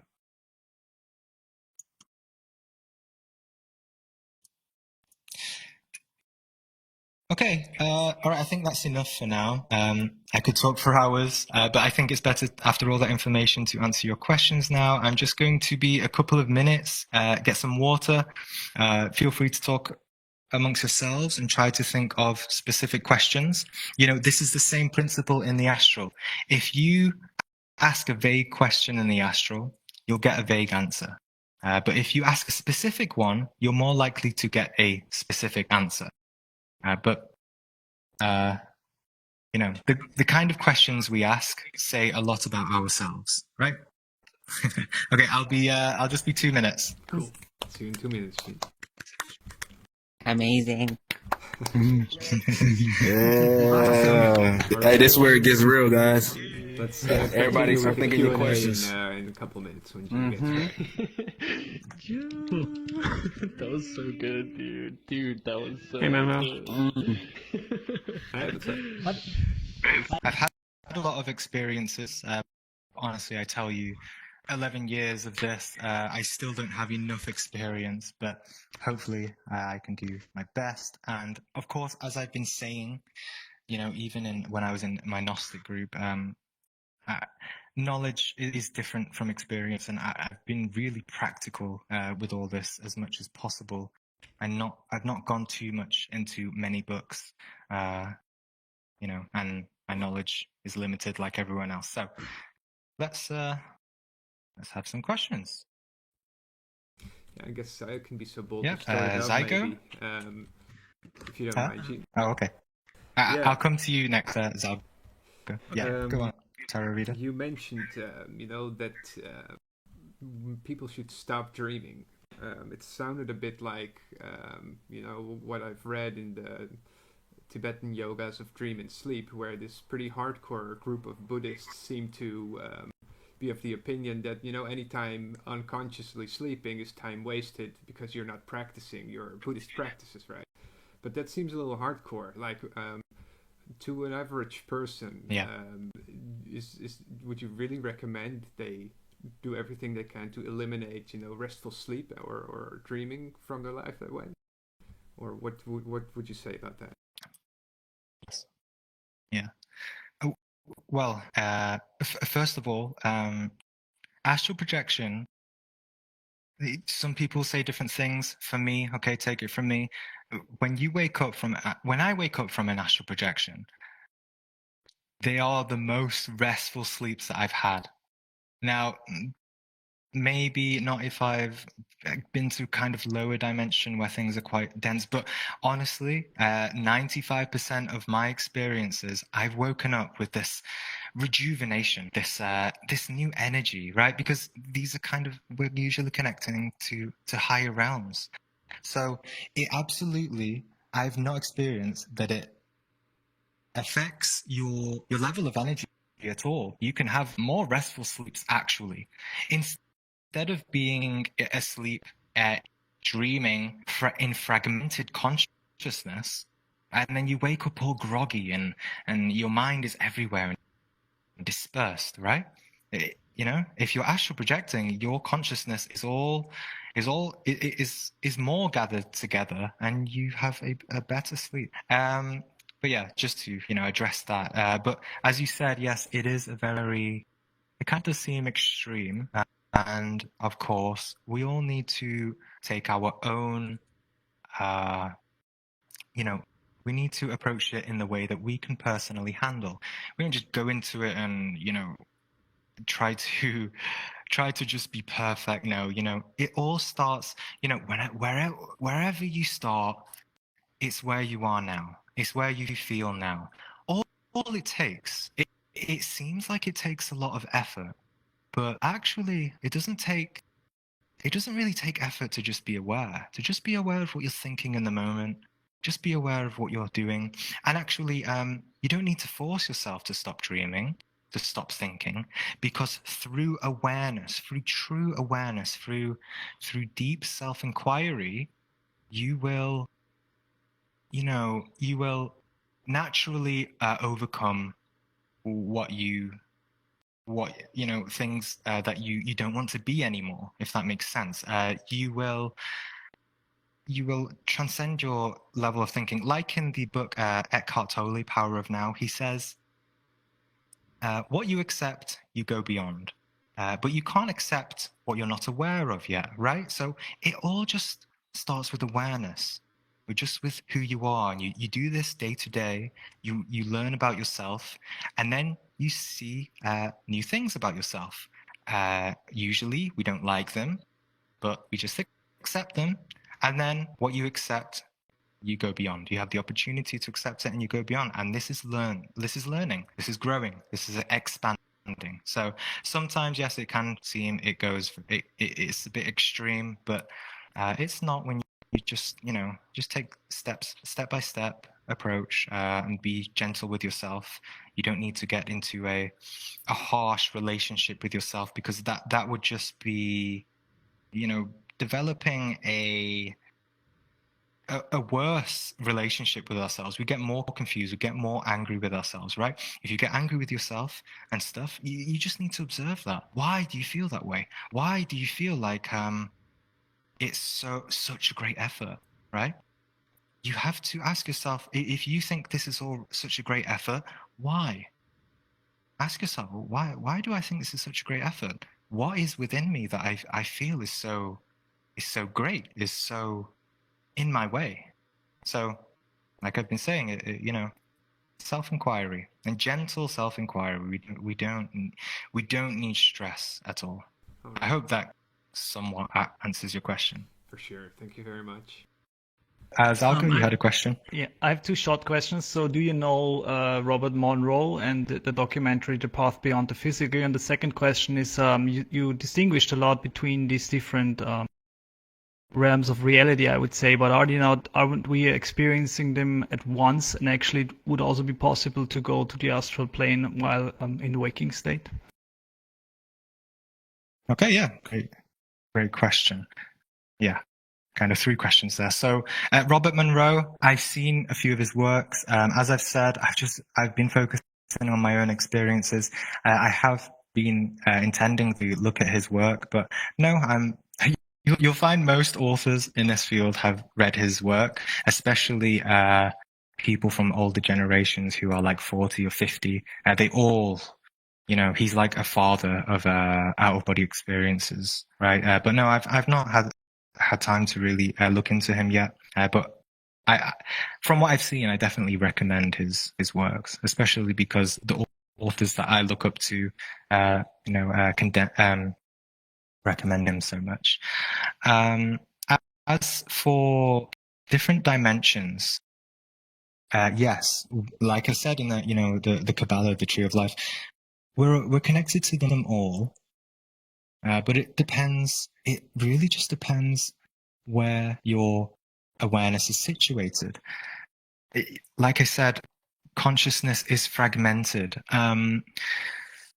I had a very peculiar experience kind of recently where I was in the astral and I saw my partner. She was out of body in the astral unconsciously. I was talking to her and I could see that she was not aware, right? And she was just, in the house.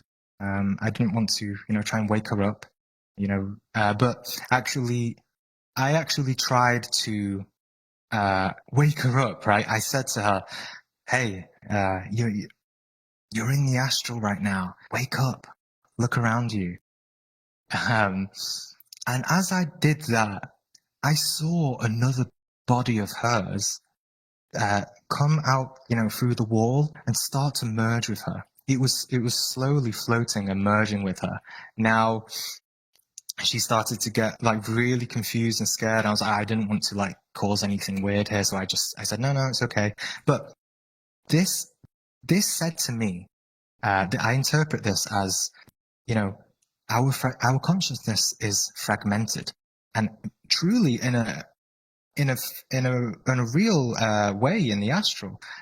She was in the astral here where I was in our house, but another body of hers, another kind of dream body, must have been somewhere else. So in a way, I'm starting to suspect, maybe we already have these bodies in all these layers, but it all just depends on where we are. So yeah, it's just a matter of our fragmentation and really trying to gather those parts of ourselves. And yeah, we can be in a lower dimension and a higher dimension. It all just depends on our kind of energy, right? If one is very fearful, one is very pessimistic, then usually we find ourselves in lower realities. Or if we kind of come into ourselves more, we ascend into higher realities.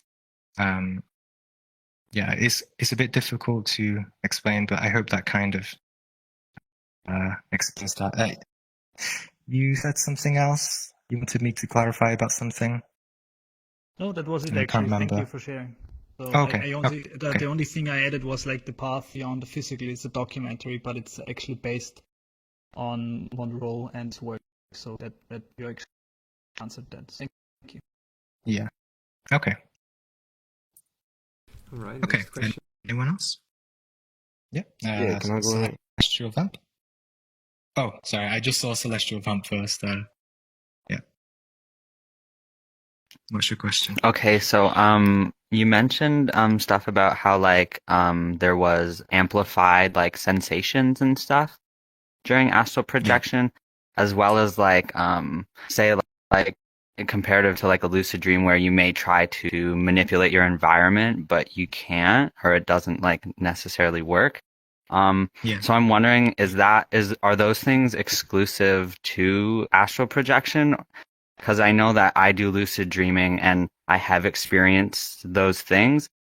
And what does that mean? Maybe I was astral projecting and didn't know it, or it was just lucid dreaming differently. Can you give an example of what you experienced?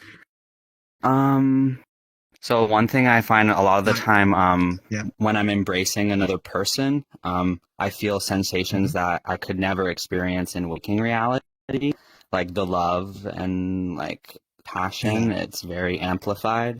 Yeah.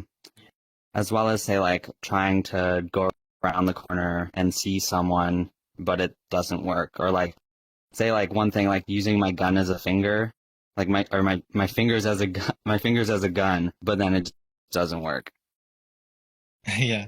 Okay. So yes, we can be in the astral unconsciously, and actually in the astral, it is still possible to conjure up things. One thing I've noticed is what a really common thing, right? Everyone's obsessed with their phones, and in the astral, you actually see most people. One way you can tell if someone's like really just not aware they're in the astral, they have a phone on them. One guy was really he commented on my YouTube, just really angry, saying, "How can phones exist in the astral?" Right? It's just a conjuration. It's just a projection of one's subconscious. So the thing is, you can conjure up things in the astral, but it takes a lot of energy. Whereas in dreams, it's very easy. It's very direct. There's no kind of you don't need any power to do it. So yeah, I've made a video on my YouTube. It's called shared dreams and non-shared astral projection, and it just kind of goes into how these realities can mix. And I think, like you said, when you feel sensations and feelings of other people in dreams, those things are kind of merging from objectivity to your own, and they're coming into your own subconscious. And because our relationships with other people are something that is very direct. You can really our connections with people are so influential, and they always influence our dreams. We always dream about other people, so usually we're always putting out thoughts to other people, kind of astral thoughts. Most of you probably think, when you think about someone, it's actually quite common that other person is probably thinking about you too. And that's why, we have to be good in our thoughts too. If we're putting out bad thoughts about someone else, then we're probably, sending them some kind of negative energy as well, right? And we can receive those things as well. And this can all be interpreted in dreams. So I hope that kind of points towards clarification of that, right? Yeah. Does that make sense? Yeah. Just the only thing is, say with the amplified, just maybe not being able to control everything easily, is that still possible just to happen in a normal lucid dream too, though? Maybe? Like you're asking if it's possible to have a lucid dream where you run into the wall, where you're not able to control the things. Yeah, I guess based on my experiences, right? Yes. Like that's the condition. Yeah, right. Okay. Yeah, thank you. Yeah, absolutely. Actually, if I find myself in a dream, and I know it's a dream because, absolutely ridiculous things are happening. I'm on I don't know, the Titanic, and there's all sorts of just ridiculous things going on. And I have superpowers or something. Just ridiculous when I know it's a dream, but I can't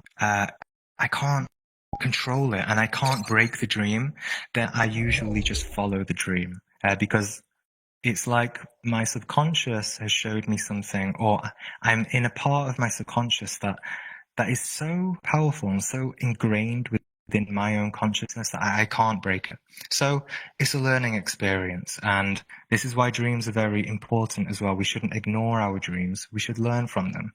So if you ever find yourself in a dream and you just can't break it, don't be frustrated that you can't break it and you want really because of your desire to astral project. It's better to follow the dream and just see where it goes and see, you're literally directly looking at subconscious creations of your own mind, and you'll be quite impressed by what you're seeing, and you'll contemplate and wonder and inquire into it, and you can also ask the characters what they mean, or just go into it. So yeah, does that make sense?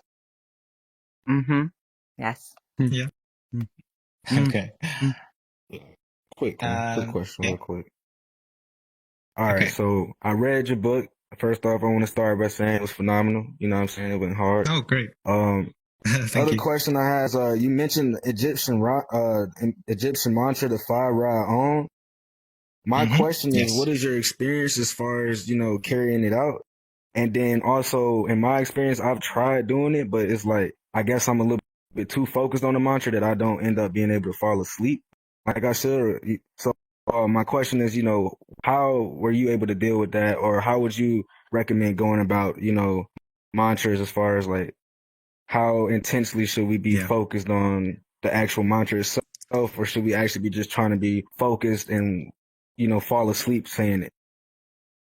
Yeah. I think you answered the question yourself, actually. Yeah, you need to fall asleep. So I have a little Discord, and two people have, or 2 or 3 had success with it. So it's possible for me. So I will go to sleep sometimes. I'll do the mantra. For everyone else, by the way, the mantra is on my YouTube channel, and it's called the my simple step-by-step method on how to astral project. It's completely different to what I showed you in this screen, so you can check that out later if you want. The mantra it's called Fa Ra On, and you just Fa Ra On, and I'm actually planning to make another video with all the astral projection mantras that I was taught in Gnosticism. I'm going to explain how each one affects our energy according to its particular sound, according to what I was taught in this kind of Gnostic science. So yeah, you need to just you go to sleep with the most kind of relaxed state of mind as you can, and you just do the mantra, you don't focus on it too intensely. You just keep saying it, and you just kind of watch yourself saying it. But like, yeah, you really answered the question. Go to sleep. And if you can't go to sleep while doing it, I recommend doing it during a wake back to bed method, right? So getting up in the middle of the night so that you're more sleepy. If you're still quite awake and you're not tired, then you won't go to sleep, right? And you need to,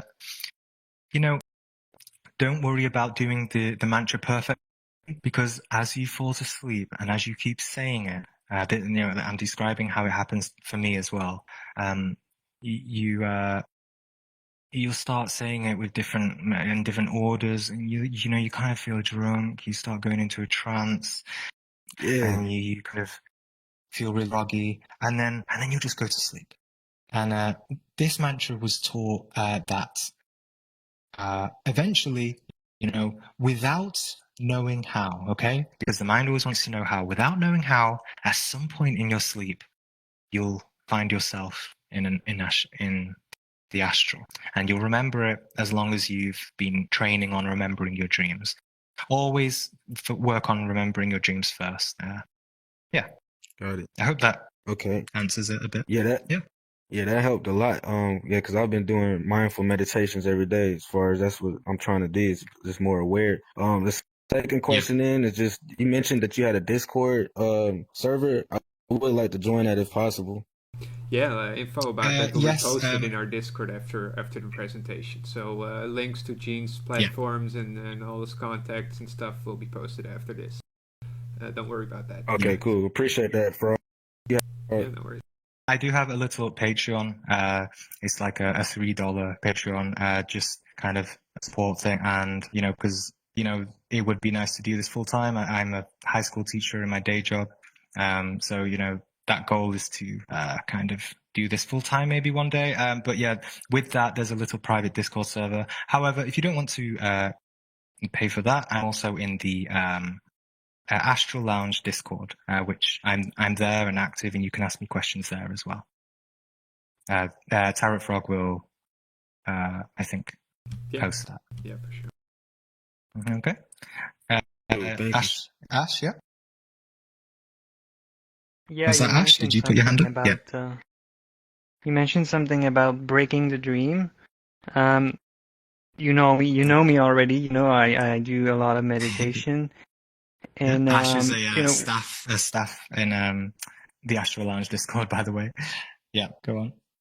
So when I meditate, I don't even try to AP, and I'll get into the hypnagogic state thing. Like that's really easy for me to get into this hypnagogic state. You mentioned the phone in the astral. I'll usually just have like hallucination of me scrolling through my phone or my computer. And it's purely random, but there's this awareness that it's aware of it. So, and I can't really deny it. And then you mentioned the vibration. So I'll be just really aware of all these things, but I'm not going to be able to break the dream, as you say. Or if I do, I'll just wake up in another dream. And it really makes it difficult to write my dream, because instead of like having one or two big dreams during the night, I'll wake up and I'll have to choose between 50 dreams to write. And sometimes that prevents me to actually write anything down, because I'm gonna need the whole day to write everything down. Of course, I'm limiting myself to short sentence and all that, but sometimes it's just so confusing. You're like, how do you put all of this into words? It makes no sense anyway. And sometimes there's no beginning or no ending to these dreams, and sometimes I write my dream and I'm wondering if I'm still dreaming, because sometimes it happens during the dream that I'll be writing in my journal and then I'll realize mid-writing that I'm not actually awake. So, how do you deal with this? Do you have like a routine when you wake up? Do you just pick your journal right away, or you do something? Maybe you do a reality check. I don't know. Jump on your bed. The important, I think, reality checks are great all the time. I mean, if you can do them all the time, they're great. I think eventually you also pick up a kind of always reality checking awareness, right? We're always questioning our reality. We don't need to do reality checks all the time. But also, just to point out quickly, you raised a good point that we can have these experiences without the intention of astral projection as well. Jürgen Sieber, the author I mentioned, is a great example of this. He meditated for, I think, it was something like 10 or 20 years, every day for an hour. And this was back in like the 60s or the 70s. And he found himself starting to have out-of-body experiences without intention, spontaneously, because he develops. He's a good meditator, and he knows how to astral project. He knows how to maintain his awareness. So, and back then there was no information. On out-of-body experiences, astral projection. And he thought that he was, mentally sick, and so eventually he had to go to libraries and realize that this is a new dimension of consciousness in the non-physical. So yes, to answer your question, when I get up in the morning, I try my best not to move my physical body, and I just recall the experiences. I don't write them down straight away.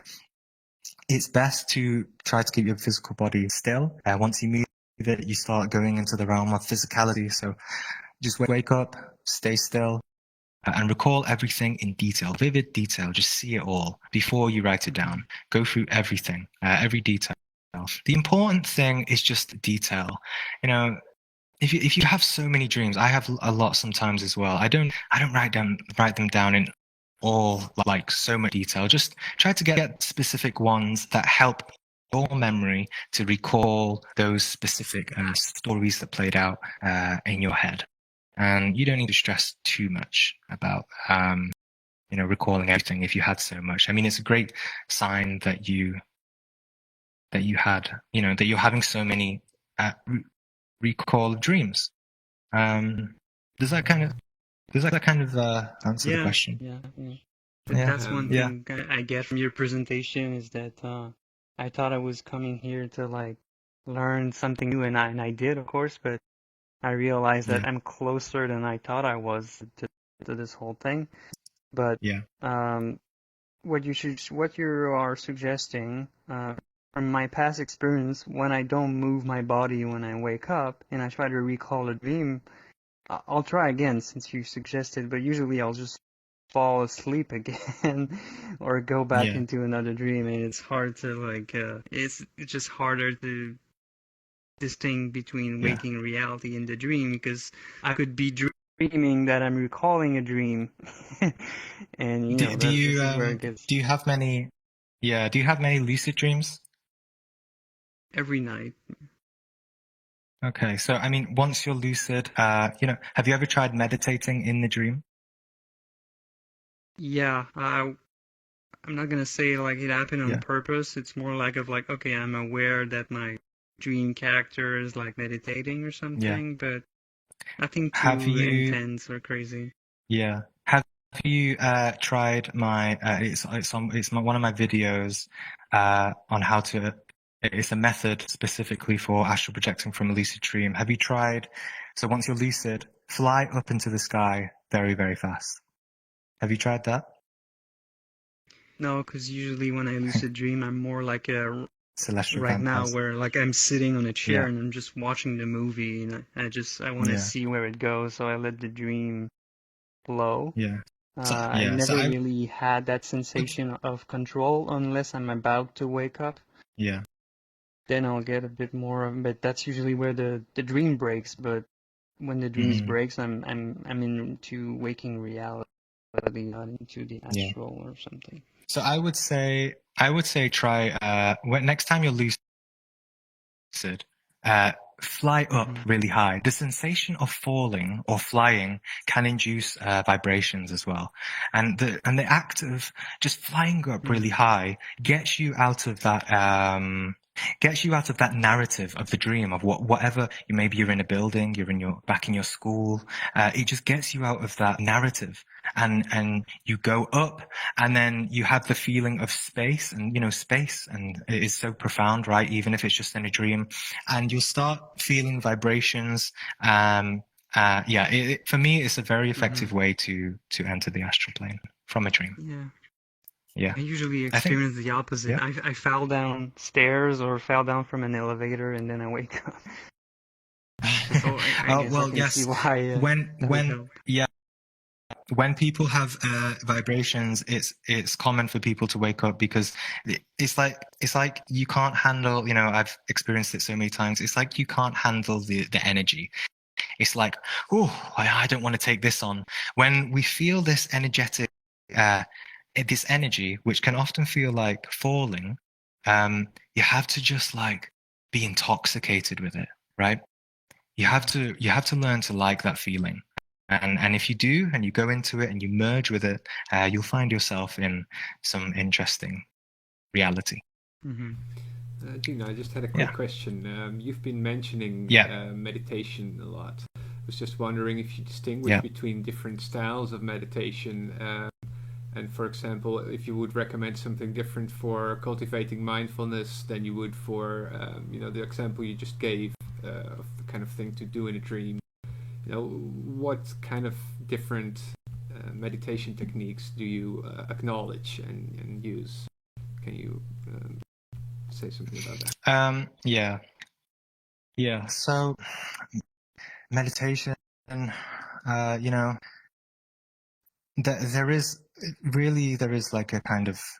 there are different types of meditation, right? We meditate on, an artist can meditate on their canvas. We can meditate on our egos. We can meditate on looking at things. But the most purest form of meditation is simply observing oneself, and not just observing, but getting to a point where there is no more observer, no more observed, no more duality within yourself. It's a profound coming into yourself, because it's one thing to have all your thoughts and observe them, and another thing to stop, to kind of rein in those thoughts and be at a level of peace and clear thinking. So, I mean, I'm not so familiar with a lot of teachings or traditions on meditation, but really just the most profound, just observing oneself, just being aware of ourselves, whatever form arises within the mind. And you will see, it's impossible to be bored within meditation. Impossible, because there's always something to observe. If you're bored in meditation, you observe the meditation. You ask why you're bored in meditation. You will find there is always something to investigate, always something to observe. Maybe you were upset about the day. Maybe you're upset about something. Maybe you're just too excited about something that's happening in the future. There is so much going on in the mind, and just simply observing them is kind of a form of lucid dreaming while in the physical, right? Would you say that's something akin to contemplation also? Because, yes, for example, absolutely. The meditation we do here on Tuesdays is where you not necessarily try to empty out your mind or anything, but focus on the breath on a certain area near the nostrils, and kind of returning to that upon distraction and so on. How do you feel that technique, for example, relates to this? Because it seems to be quite different from, for example, following things that come up and investigating them, if you know what I mean. If you can combine both, because observing the breath and just being with the breath is wonderful, and it's wonderful for concentration as well. But meditation is absolutely about being, here and now, free from thoughts, and being, just like perfect in that state. But it's not just about being, feeling peace in the mind. It is about learning ourselves. It can be used as a tool for growth. And so there is a peculiar sensation when it's not just observing the mind, but kind of going beyond what we usually feel, and when we truly transcend certain energetic vibrations, right? We all have the anxieties and stuff. When we truly see our anxieties for what they are, without judgment, and we truly transcend them, then we get to a new level of peace within ourselves. We get to a new level of that silence. Suddenly, once you transcend certain anxieties, or you understand things about yourself, then when you observe the breath next, from that new state, from that more expanded state, observing the breath becomes far more joyful, and you become far more present. So yeah, both help. Interesting. Yeah, thanks. Hope that yeah. Okay, I think someone here, Mitchell, did you have your hand up let's or go something? to the left side of the room a bit, because I've seen some hands there for a while. Yeah. Anyone? Yeah, Art Matrix. Sorry, Mitchell. He had his hand up first. I'll get to you next. Yeah, I had I've been experimenting with hemisync and binaural beats.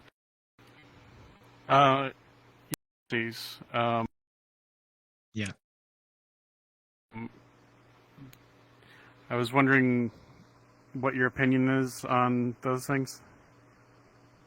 Oh, okay. Yeah, I mean, I've... Oh, did I lag out there? I was wondering what your opinion is on those.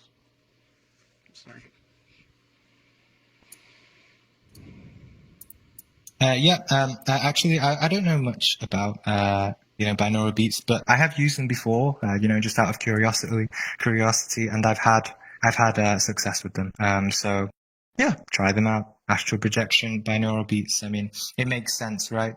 Our brain waves give particular brainwave frequencies according to different states. So if you listen to them and it creates a sort of resonance in your mind, and you can sync with it, then sure, I'm sure it can help in some way. It's not necessary, but I think it can help. Whatever helps you, right? If it doesn't help you, don't do it. If it does help you, then use it. And of course, hemisync is based off, scientific research. People have had success with it. So yeah, I think they're fine to use. All right, thanks. There was also a question from YouTube stream. I guess we kind of went over it with Zalgo's question, but somebody was asking if you look at the pyramid, for example, or the example you gave of different layers of the astral realms, so to speak, how would you navigate them? If you look at the Kabbalistic model, for example, the four worlds, how would somebody who is in the astral and in the saddle, so to speak, how would they go from where they are to wherever else they want to be? That was the question. Yeah. Kind of a technical question. Intention. Right. Yeah, intention, really. We can go anywhere in the astral with intention. Now, of course, intending to go to a city is different from going to a higher dimension of consciousness, because to go to a city, you just think. But to go to a higher dimension of consciousness, you need to change the way you feel, the way your energy is. So, as an example, for the most common way I've gone to profound realities, such as the mental plane, or just very profound dimensions, is I've chanted the mantra Om. Yeah, everyone knows that, right? Om. And you can try different mantras in the astral, but I've used this, and I suddenly, my body goes up, and I travel upwards really fast, and there's this entirely new sensation of energy, and then everything goes black, and then I find myself somewhere else. To walk into a lecture today. Would appreciate if you didn't interrupt. And so, yeah, this is, everything that I've been talking about really is how we can do that. I think it's maybe easier to go to lower dimensions, such as the lower astral. Really, the best way for you to experiment is just to do it through intention. You can just think. You can just think about it. I want to go to the lower astral. I'll go there. I want to go to my house. I'll go there. I want to see someone. I'll go there. It's just pure intention. You just hold it in your mind. Your thoughts are your feelings and your emotions and your desires are your kind of driving stick. Thank you very much. Yeah. I think that's a very great answer to that question. Do we have any other questions in the audience? Okay. I think, Mitchell, you've had your hand up for a while now. I'll get to you after Kenneth. Mitchell, you did have your hand up, right? Oh. You might need a moment to unmute. Yeah, there we go. Awesome. Yeah. Oh, continue there so my moment. question is that... Yeah. So with your diagram and your description of moving from the physical to the astral sounds and is described very similar to experience of consuming the substance dimethyltryptamine. Do you think that it is possible that someone who consumes this substance is unaware in the astral?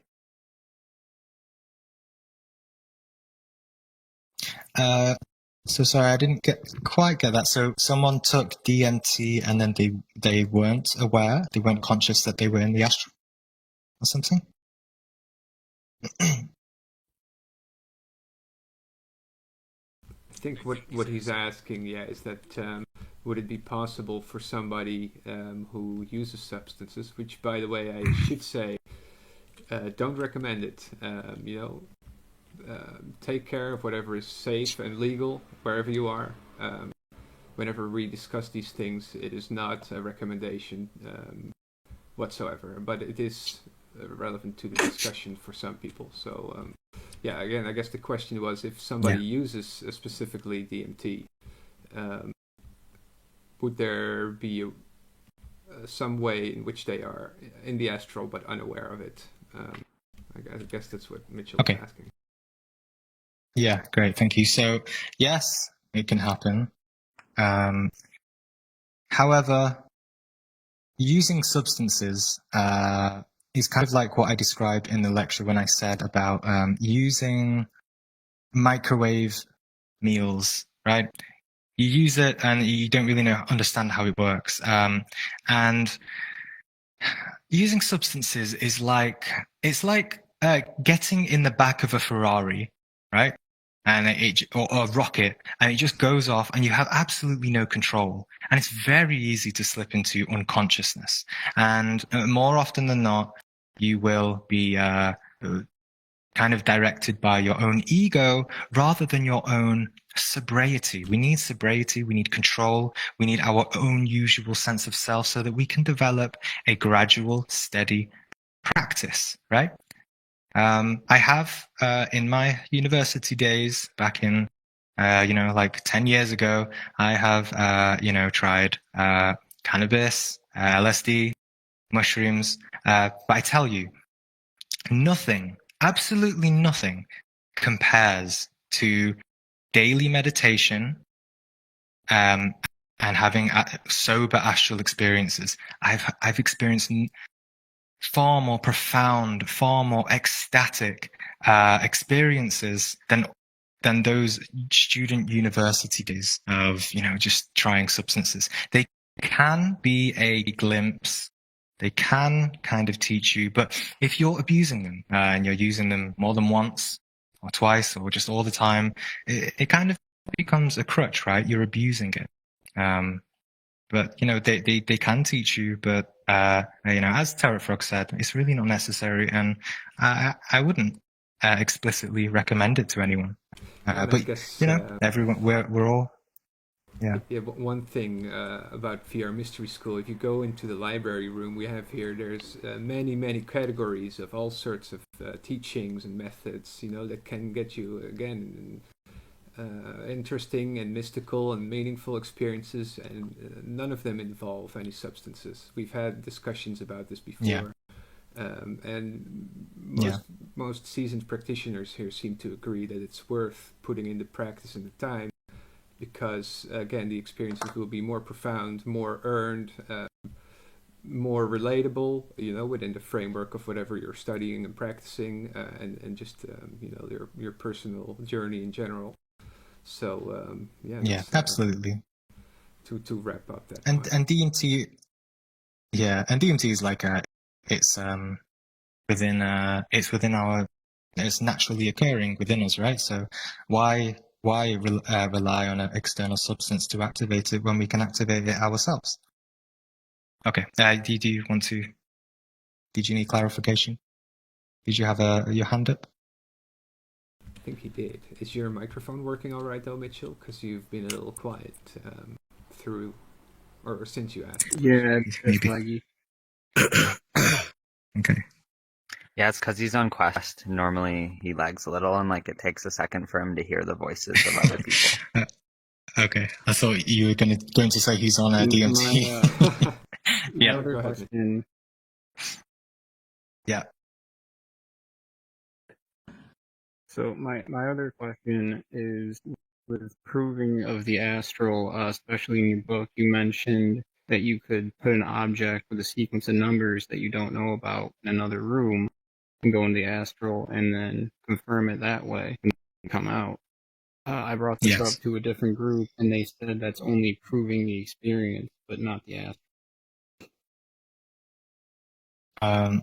I mean, I don't see how it's separate, really, right? Because when you come out of body, you're in another dimension, right? You're not in the physical. If you were in the physical, people in the physical would see you. So, astral is just a label, right? It's just a non-physical phenomena, whatever you want to call it. It's somewhere, and it proves it, right? Think about Robert right? and Wilson, I've had Mitchell. an experience. The map isn't the territory. The language we use isn't, the exact phenomena. It can never be. We're just doing our best to use models and tools and ways to describe phenomena that comes close to reasonably explaining it. But I guess that's kind of a thing. Yeah, I believe, and I hope modern science will look more into non-physical phenomena and that it. I mean, there has been a lot of experiments and stuff, but I hope that that there is more. What's more important than scientific phenomena? Scientific studies, public media. And publicity, because people, like I've been saying, kind of like sheep, right? Lucid dreaming 40 years ago was not accepted as fact, and now it is. And because there's been so many movies, just people talking about it, so many books. So I think one day, we'll get there a bit more with astral projection, out of body experiences. And I've also had a experience on my YouTube channel. It's called how I proved astral projection is real, where you can listen to. Oh, I think you said you've read my book anyway, where I kind of proved that I saw something in the physical and went back to see it. And also, if you look into Graham Nichols and speak to him, when I spoke to him, he said, he's had hundreds of those kind of experiences because he's very scientific and he likes to have those kind of experiences. So yeah. Kenneth, I think you had a question? Yeah, I don't want to take up much of your time, but no problem. Could you get a little closer to your microphone, Kenneth? Yeah, sure. So I've been experimenting with astral projection since I was 12. But I didn't really accomplish anything before I was 18. Yeah. and I was watching people like Eckhart Tolle and Bashar or Daryl Anka, and that led me on to my spiritual side of my life, and yeah, like I just got lost at the end, where I just like what can I even use all of this for? And then I just asked like I asked God or whatever you want to call yourself, can you give me something that I can actually use for something? And the day after, I got a few videos that ultimately led me into a astral projection experience just within a few days. And the experience was like something like this. I was in a kind of like a black void room where there was a door, and then there was a man in front of this door, and it said, "Are you ready?" And then I said yes, and they opened this door, and I walked. There's no words to describe this at all, but it was like a train and a car and a motorcycle, and it's just impossible to describe. So I ultimately ended up in a sort of like a public place, but everything was transparent, and there was like, if you imagine the characters here in the VR experience, there were two characters, like two bodies on top of each other. Like one was like kind of more transparent than the other, and it was just really, really weird. I just wonder if this is a example of astral projection. Yeah, well, it could be, it could not be. When people ask, was my experience astral projection or not, it's difficult, right? Because we have, I didn't have that experience, you did. So it really just takes practice of knowing what it was. But I mean, it sounds rather substantial. Did it feel like very light? Like there was a lot of light, and it was kind of a really positive, like high plane, high dimension of consciousness in a way. Yes, absolutely. Yeah. So, right. Yeah. I sense that that's what you were coming to. So it could have been, a high dimension, usually when we go to a very high dimension of consciousness and we, travel to places like this that are very kind of alien, they can just be, places where there are kind of different beings who are more in kind of in a higher or different mode of consciousness, and they reside there. Yeah, I've had kind of similar experiences. Really, yeah. Like there was no world in general. It was just a flat plane where and there were buildings, but they were transparent. You could walk through them, and like everything existed like in a compounded kind of reality or physicality. And some people wouldn't acknowledge me, and some people would. Yeah. Yeah, it was I really, understand. really weird. Well, that sounds like the best thing you could do is investigating, kind of. The only way about it is practice and study, I suppose. Exactly. Yeah. Yeah, I've never had that. Let's go on to the next question. There's one more from I've YouTube heard the man with the door before. I know what you're talking about. Yeah. What are you guys talking about? What is it? The door? What does it mean? Yeah. We're at the Q&A section of a presentation about astral travel right now, or astral projection, I should say. The door is this one. That's the door, right? The astral doorway door. the portal within ourselves to reach that which is beyond, right? Phosphorus, did you have a question? Oh, no. Oh, was it Ash? Wait, there's also another question from the YouTube stream. We could maybe. Okay. This might be a quick one to answer. So somebody. Okay, I'll try to be a bit more quicker with the answers. No, that's all right. This is just not a complicated question, I think. Somebody asked. Okay. They had a dream and they woke up feeling physically the sensation that was, akin to what happened in the dream, which was they were attacked by a dog in their dream. They woke up, and they felt the result of that, pain physically or some kind of physical sensation. How would you relate this for that person? Is that something astral? Is that something lucid dreaming? What could it be?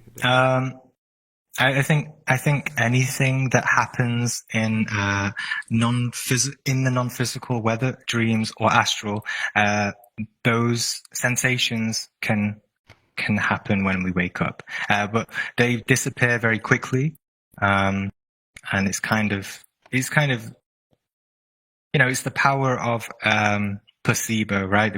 We see the pain, we interpret it as pain, and we wake up and we feel this dog has bitten us, and it takes some time, maybe 60 seconds, 2 minutes for this pain to just dissipate. Right.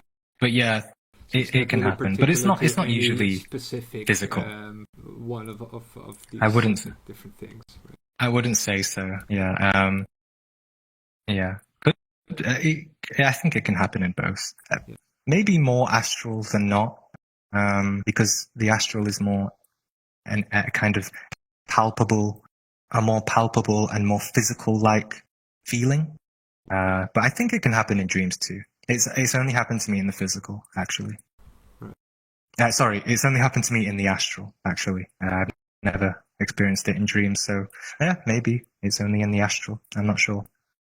Yeah, I guess, as with most of the stuff, again, the discernment of the practitioner is key. Only they can really make sense of that, I suppose. Okay, any other questions? I think I fixed my microphone now. Oh, yeah. I think, Nyala, did you have your... Yes, we can hear you now. I was just asking what you guys meant by the door. I couldn't understand it very well. Oh, sorry, I've not actually, explained that, but it just means, it's symbolic that, the door to other dimensions, higher dimensions of consciousness, these other realms that we can visit while out of body is within ourselves. And we don't need to look towards, modern science. We don't need to look towards, the spiritual teachings in a way. They're helpful, but really it is all within ourselves, that door that we can just open if we just walk through, right? People behind the door are the ones who are always questioning, always confused. I don't see anything. As kind of skeptical. Oh, she might. Oh, really?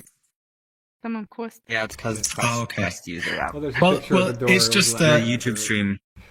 It's just a door, yeah. You look at that door, right?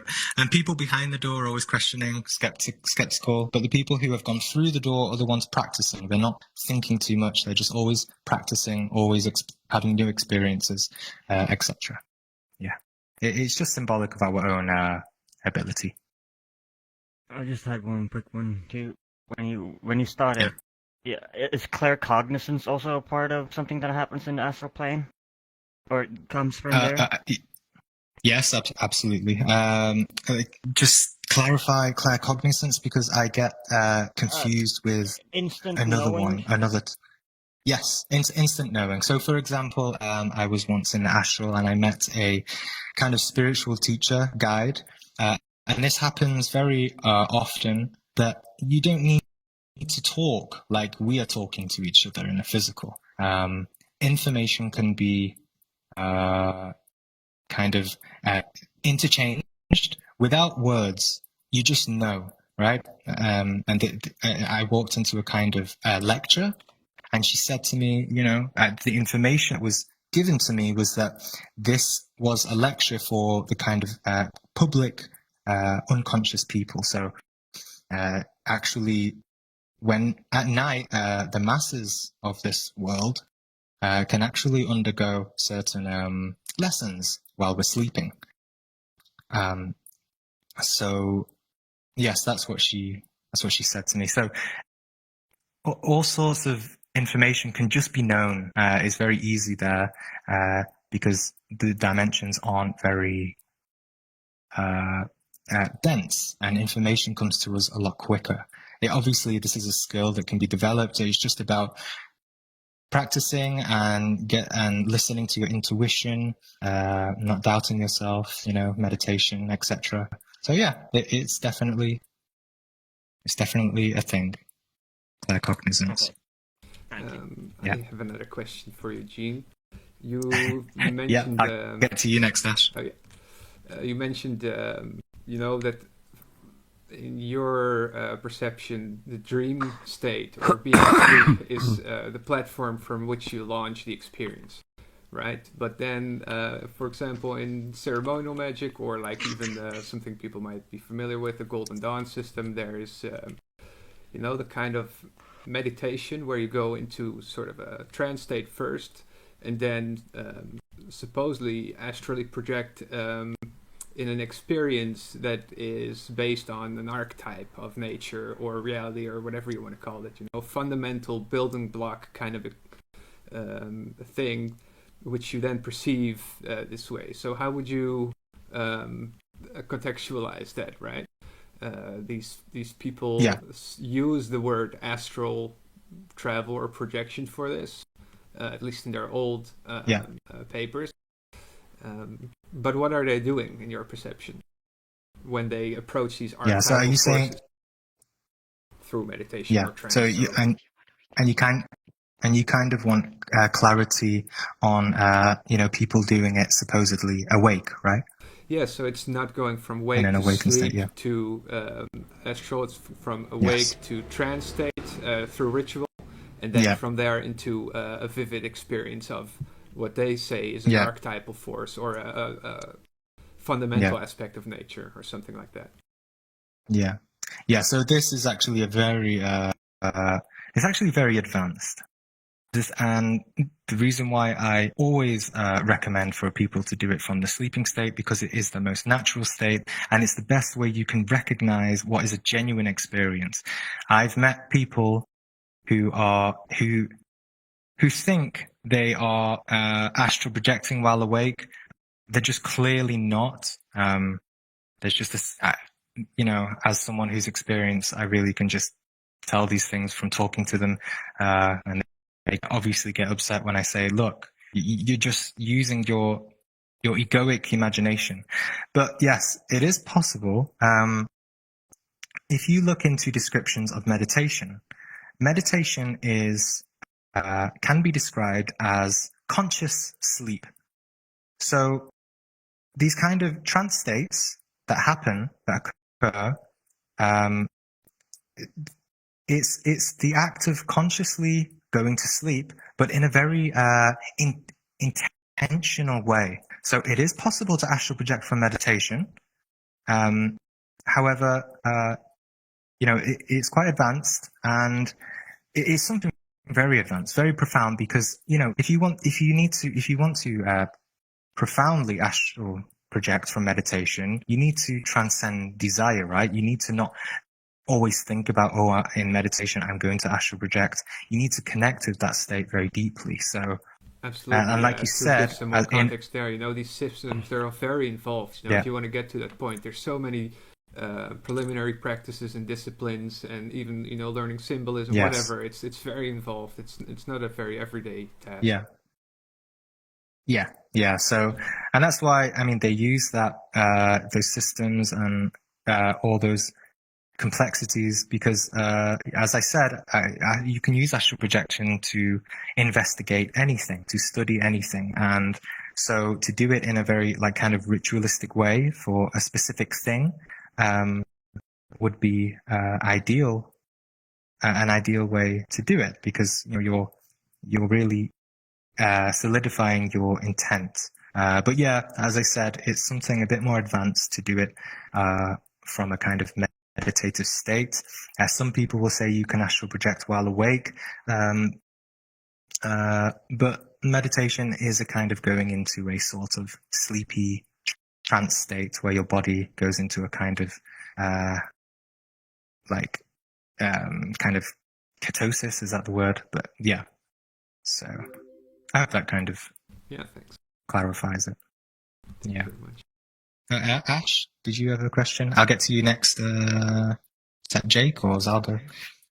No, it's just something. Is my mic working? working. Yeah. Okay. Finally.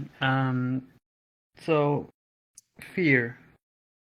When I do self-inquiry and question myself if I have like any fear towards astral projection, feels like, of course, the ego will be like, of course no, and in a way, he's right, because I want to experience it, and I mean fully, not just accidentally or sort of like phasing memory.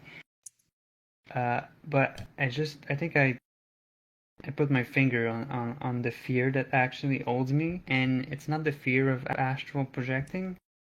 It's more about how do you come back from this after, and I don't mean, losing your physical body or something like that, but I know that once the astral projection will be over, I'll go back to waking reality, and it's like, how do you cope with that? Like, nothing will be the same after that, of course, and maybe I'm not the only one. Maybe that's a lot of our unconscious fear that we just, it's going to shake a lot of things. And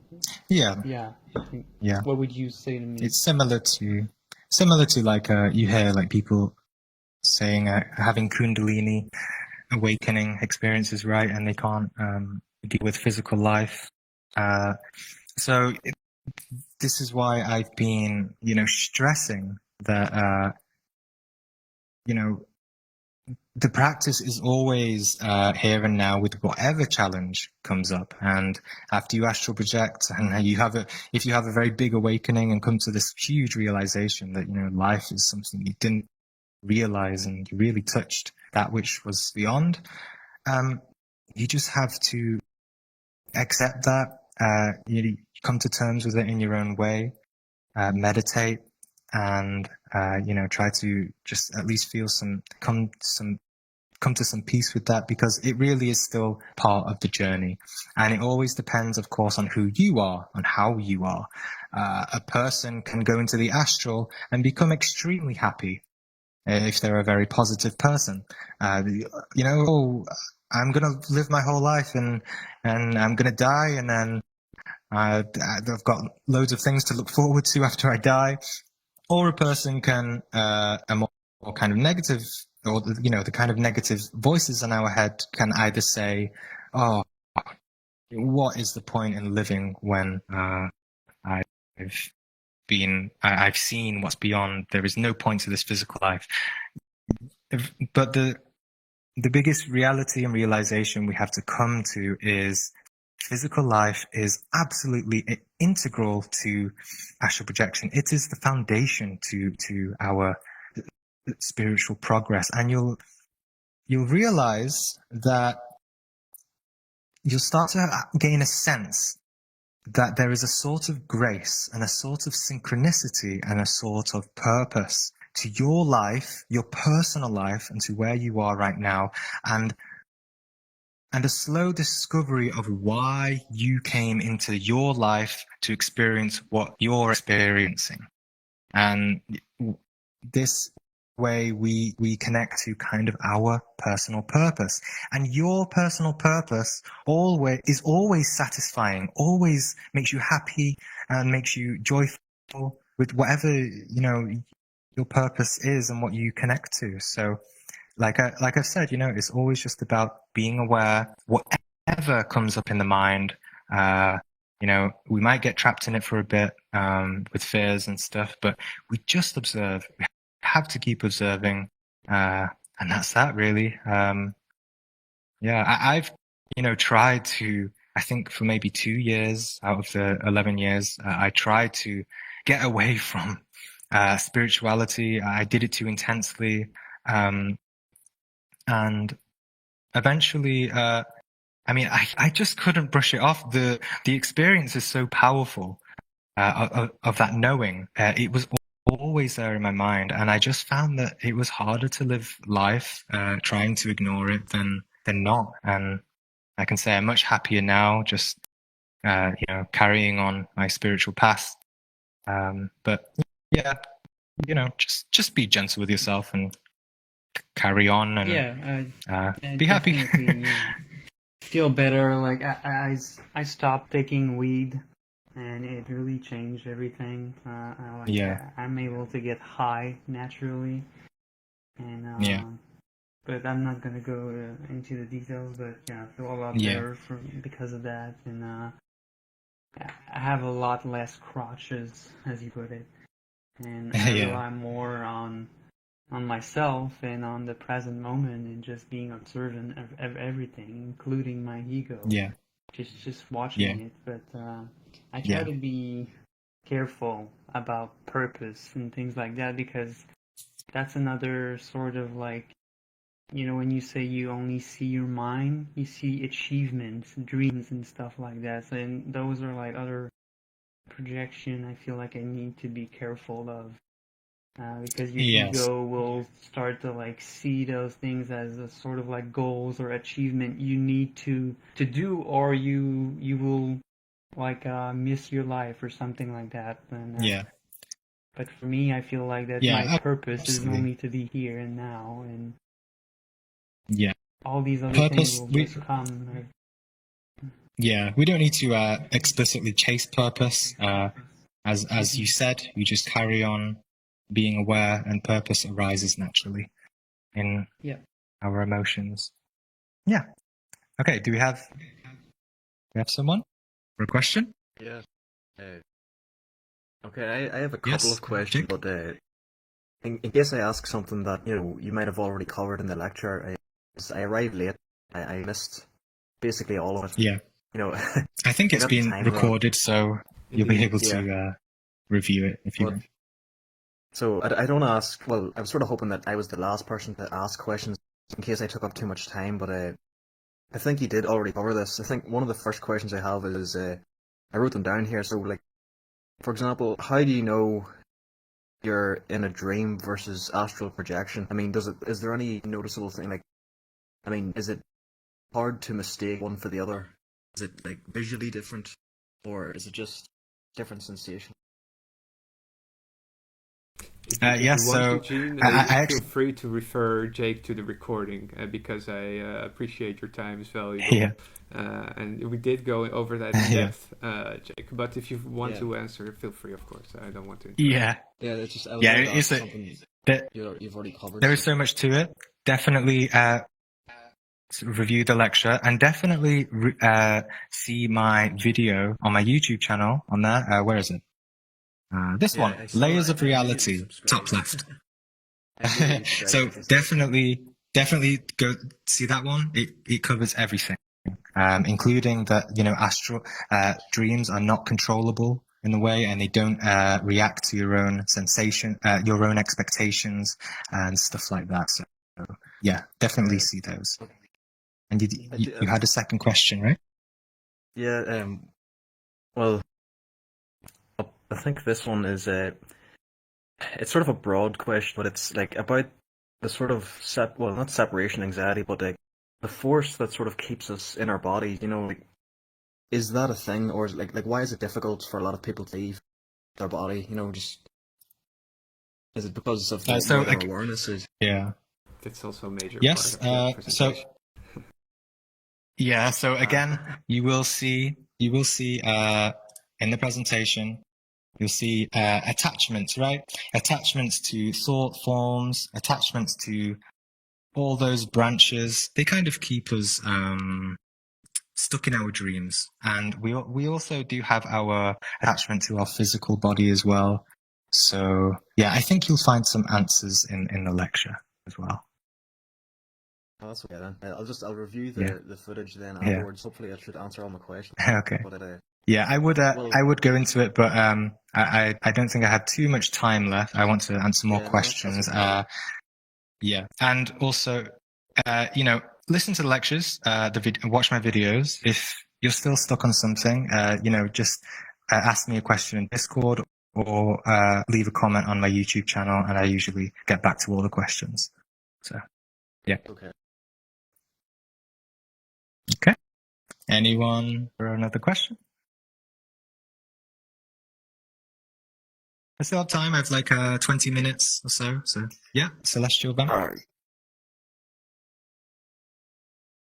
I was gonna say, I noticed in the one diagram where you had like the levels of consciousness, I think I noticed that hypnagogia was in the astral projection section. And I was just curious. It doesn't have to be a long answer, but I'm just curious, like the connection with that.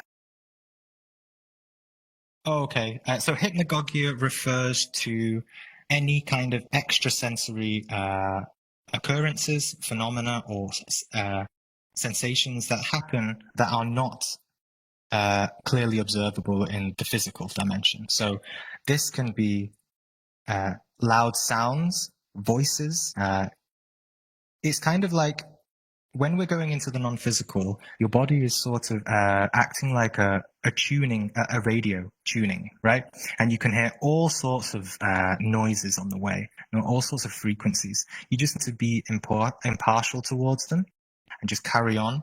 So hypnagogia includes that audio.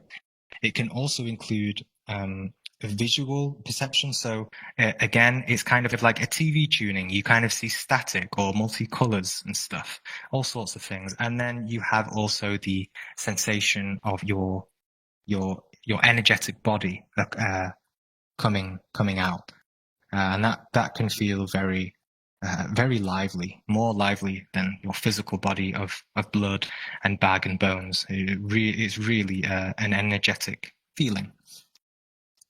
So that refers to hypnagogia, and it really just happens towards and during the separation phase.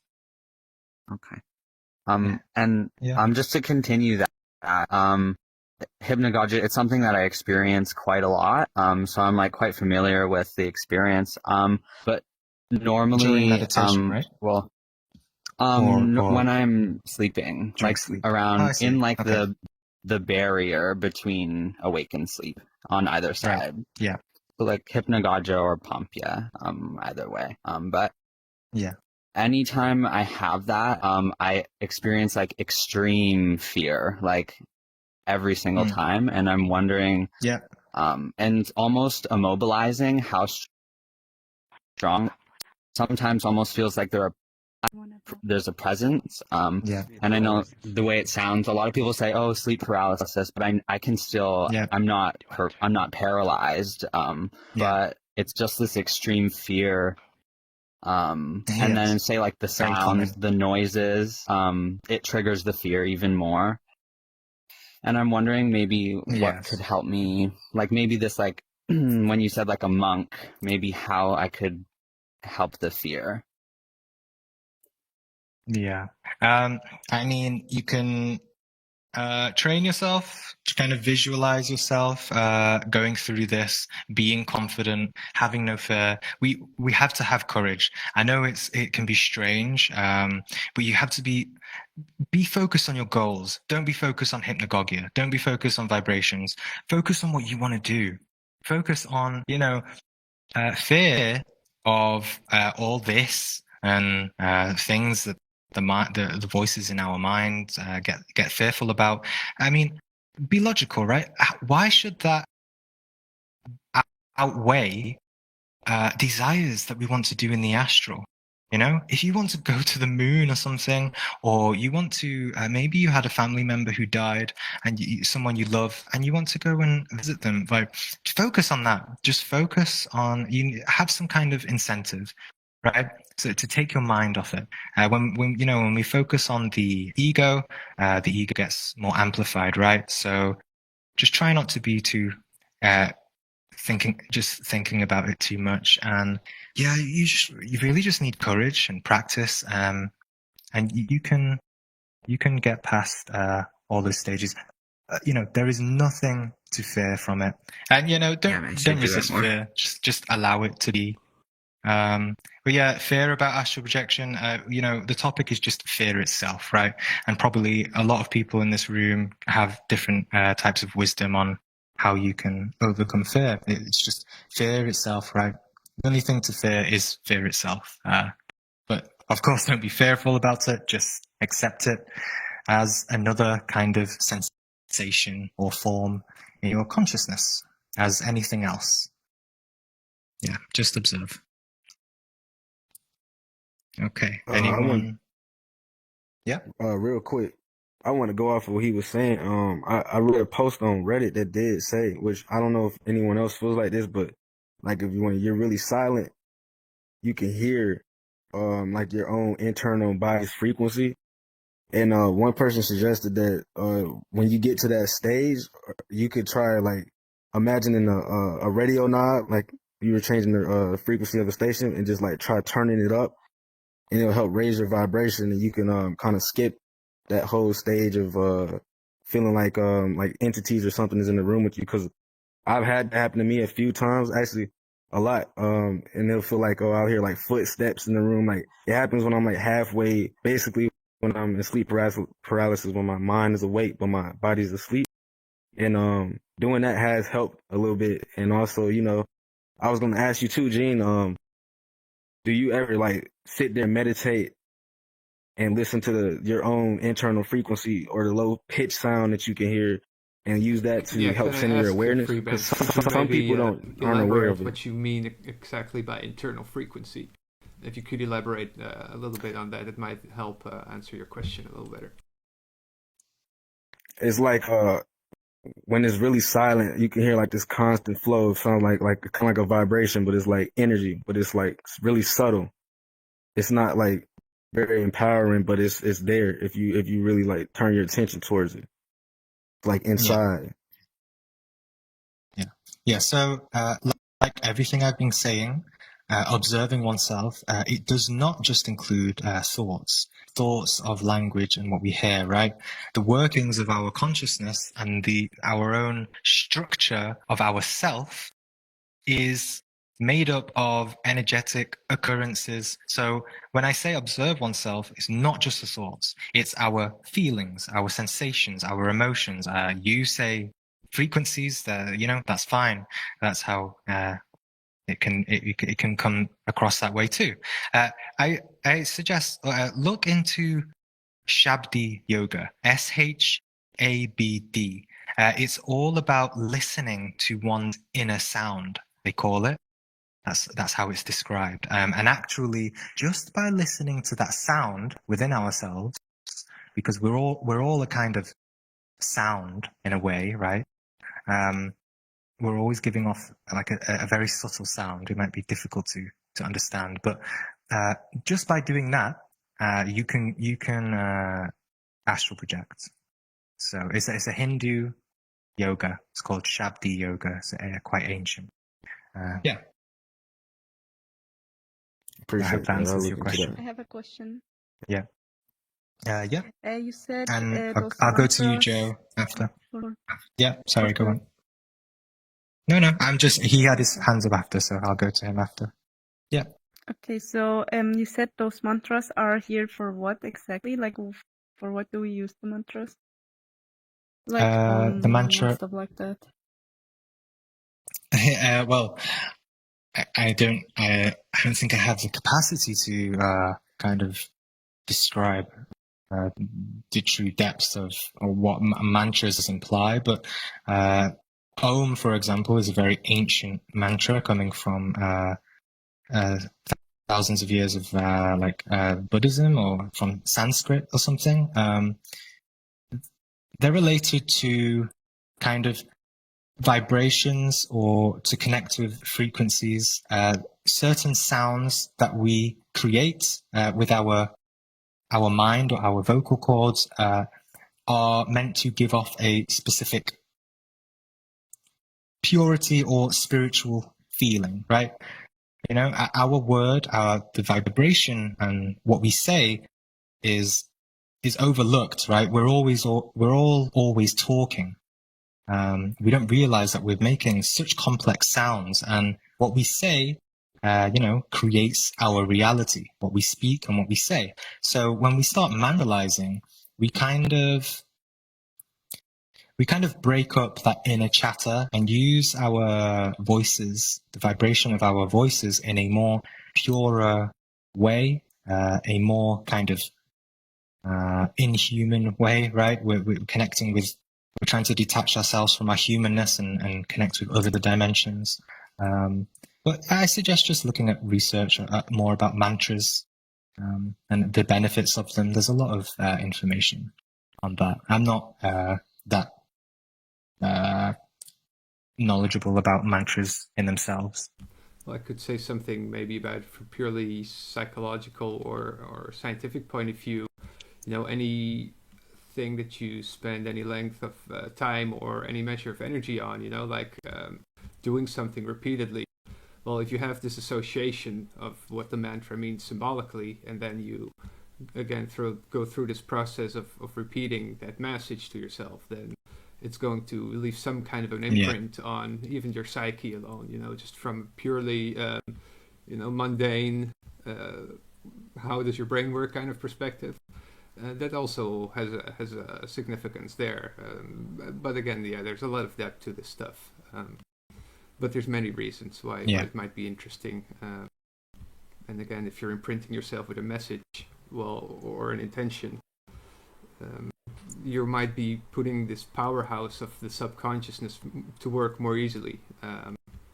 That's one of the things people say or think about that, at least. Yeah, absolutely. Joe, you had your hand up before, right? Yes. Yeah, just a quick question there in regards to the pyramid graphic that you had up of the different planes. Yeah.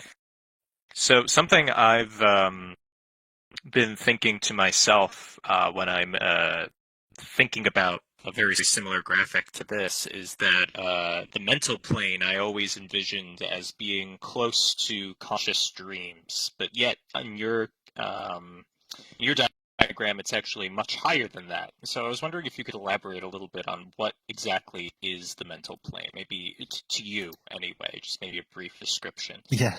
Because I think I'm not understanding it as you are. What did you say you understood it as? Close to unconscious dreams?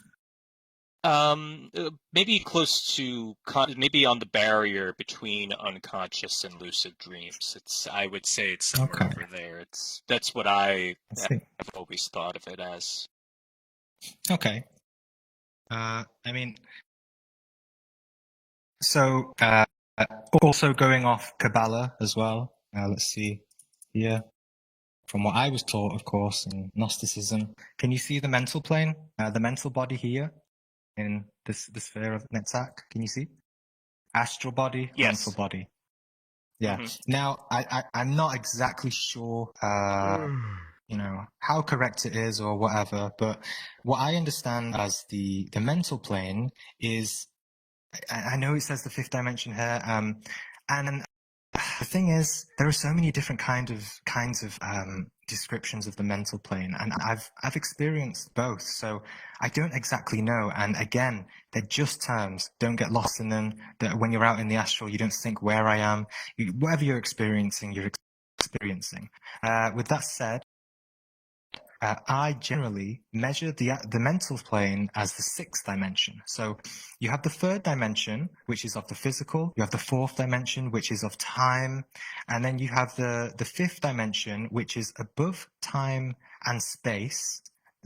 Therefore, you can kind of traverse. There's no limits to space and time. So there's no limits to time. You can go in the past and future. And there's no limits to space. You can, there's no distance between things in space. Now, that kind of body of fifth dimension is surrounded next by the mental plane. And that's the sixth dimension. It's something that is a lot more difficult to describe because the astral plane, like I've said, is still very much like the physical plane. It still has duality. It has the lower astral and the higher astral. People there are stuck in their kind of lower, thinking and higher thinking. But the mental plane is beyond that duality. It's something of unity. It's a much, much more enlightened place than the astral. And sometimes when you go there, it can feel like everything is one. You kind of lose your form. You could have experiences of like fractal patterns. You could go in dimensions where there is just like just kind of like geometry everywhere, or you can also go to dimensions which are very very light, enlightened. There are just kind of guides and masters, and everything is kind of perfect. Think about the idea of heaven and what we as humans think of heaven, right? Something lovely, but then go beyond that and think about something that is beyond good and bad, and it's like the mental plane. It's very, very difficult to describe and go into. I am planning to make an in-depth series of each dimension. So the third, fourth, Can I fifth, ask you though, seventh. Gene, where did you get this particular version of the trees with the dimensions and stuff? Because it's a configuration I haven't seen before. I'm curious where it's from. So this one is. So I was part of a Gnostic group, and this one is of similar Gnostic group, not mine. It's one in America. So I was in a Gnostic group in London. Name but this them one is, or rather not. That either's fine. Yes. Glorian.com, glorian.org. Right. And most of the teachings are based off a master called Samael Awan Veor. Yeah, Ashful. Boss, you had your hand up, right? Yeah, I have a question about. I searched in the internet. I found something. People talk about reality shifting. You can shift your reality to go to any desired reality you want. I'm just saying, is this another way of astral project? Like you project, then you go to another dimension and like staying 1 year, 2 years, like whatever you want, and come back again to your body to continue your journey. It's funny you say this, boss, because one of my last questions for the Gene was going to be, could you do some plain old TikTok and Twitter myth busting? Yeah. So there's all sorts of wild stories. I'm sure you've heard of them. In this case, reality shifting to I don't know, Harry Potter or the Alien versus Predator reality. I don't know. Can you say anything about that? Yeah. Yeah, I mean, it's great, right, that on TikTok there are so many of the younger generations really interested in this sort of kind of more entertaining version of things. I don't know where reality shifting came from. To me, it's kind of just a vague term. It's just something, I've spoken to people about it before. It's just something we do all the time. You experience it one moment, you have joy and you are in a higher dimension of consciousness, and the next moment you suffer and you're in a low dimension of consciousness. This is already shifting realities. Just like I've described before, I've been in kind of a lower dimension, and then we shift to a kind of higher one, a more sublime one. In another sense, we're always choosing what reality or what future timeline we will experience, right? We don't just have one, you all will have your own future and your own life. What determines that is what you will, kind of connect to and choose to be in according to your own psychological makeup, right? But of course, in astral projection, this is more visual, such as when you shift from one dimension to another. If there's some proper definition of reality shifting, then let me know. Otherwise, I think the term is pretty much useless in a way. It basically sounds like the law of attraction. I'm not sure why so many people are really talking about it all of a sudden, but I know there's also people going into Harry Potter and stuff. I mean, when it's coming from these not credible teenagers who are just obsessed, it really sounds like, they're just going off in their own imagination and dreams, and it's really the opposite of the discipline that I'm talking about. Sure, if you want to, at night, experience many days or years of what you perceive as Harry Potter in a dream, then sure, you can do that. Like I said, though, there's not much purpose to that other than having some fun and entertainment, which is fine if people want to do that. And it can be experienced quite long in a way. For example, I've come out of body, and I've come out of body, and I've definitely had what felt like an hour outside of my body. I walked for very far, had many conversations, and when I woke up, I noticed only 5 minutes passed. So there's a kind of time dilation there. As I said, the astral is a fifth dimension above the fourth dimension. Therefore, time is kind of fluid. We're above time. Yeah. So I hope that kind of clarifies reality shifting from my perspective. And I suppose, it's good to remember that stuff like TikTok, people share things on there not only because they want to spread good information, there's also getting likes and followers and entertainment, even delusion. So it wouldn't be the first time that people take something very interesting, complex, and profound and make something exciting. Very brief little question, and that's so if time works a little differently, can you have a I know Kung Fu moment where you go into the astral, you learn things, and then you come back and it's been like a long time and you're a changed person. You've learned so many things in your astral travels, and then you come back to your regular body wiser. Is that something? Well, yeah, I'd like to think every time we come back to the astral, we're always a little wiser. In my experience, I can't say that completely, but other people that I've spoke to, very, not just casual astral projectors, but, very serious people who've been doing it a lot longer than me, have definitely had experiences like that. There's, some people who have past lives would be a good example.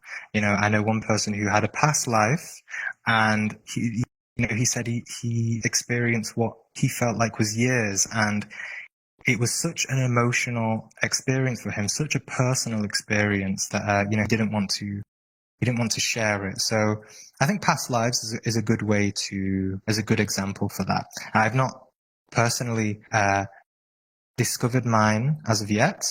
And I've not even intended for it because, there's just so much we can do and explore in the astral. But if I do, I will definitely put it on my channel. But yeah, I think past lives is a good example.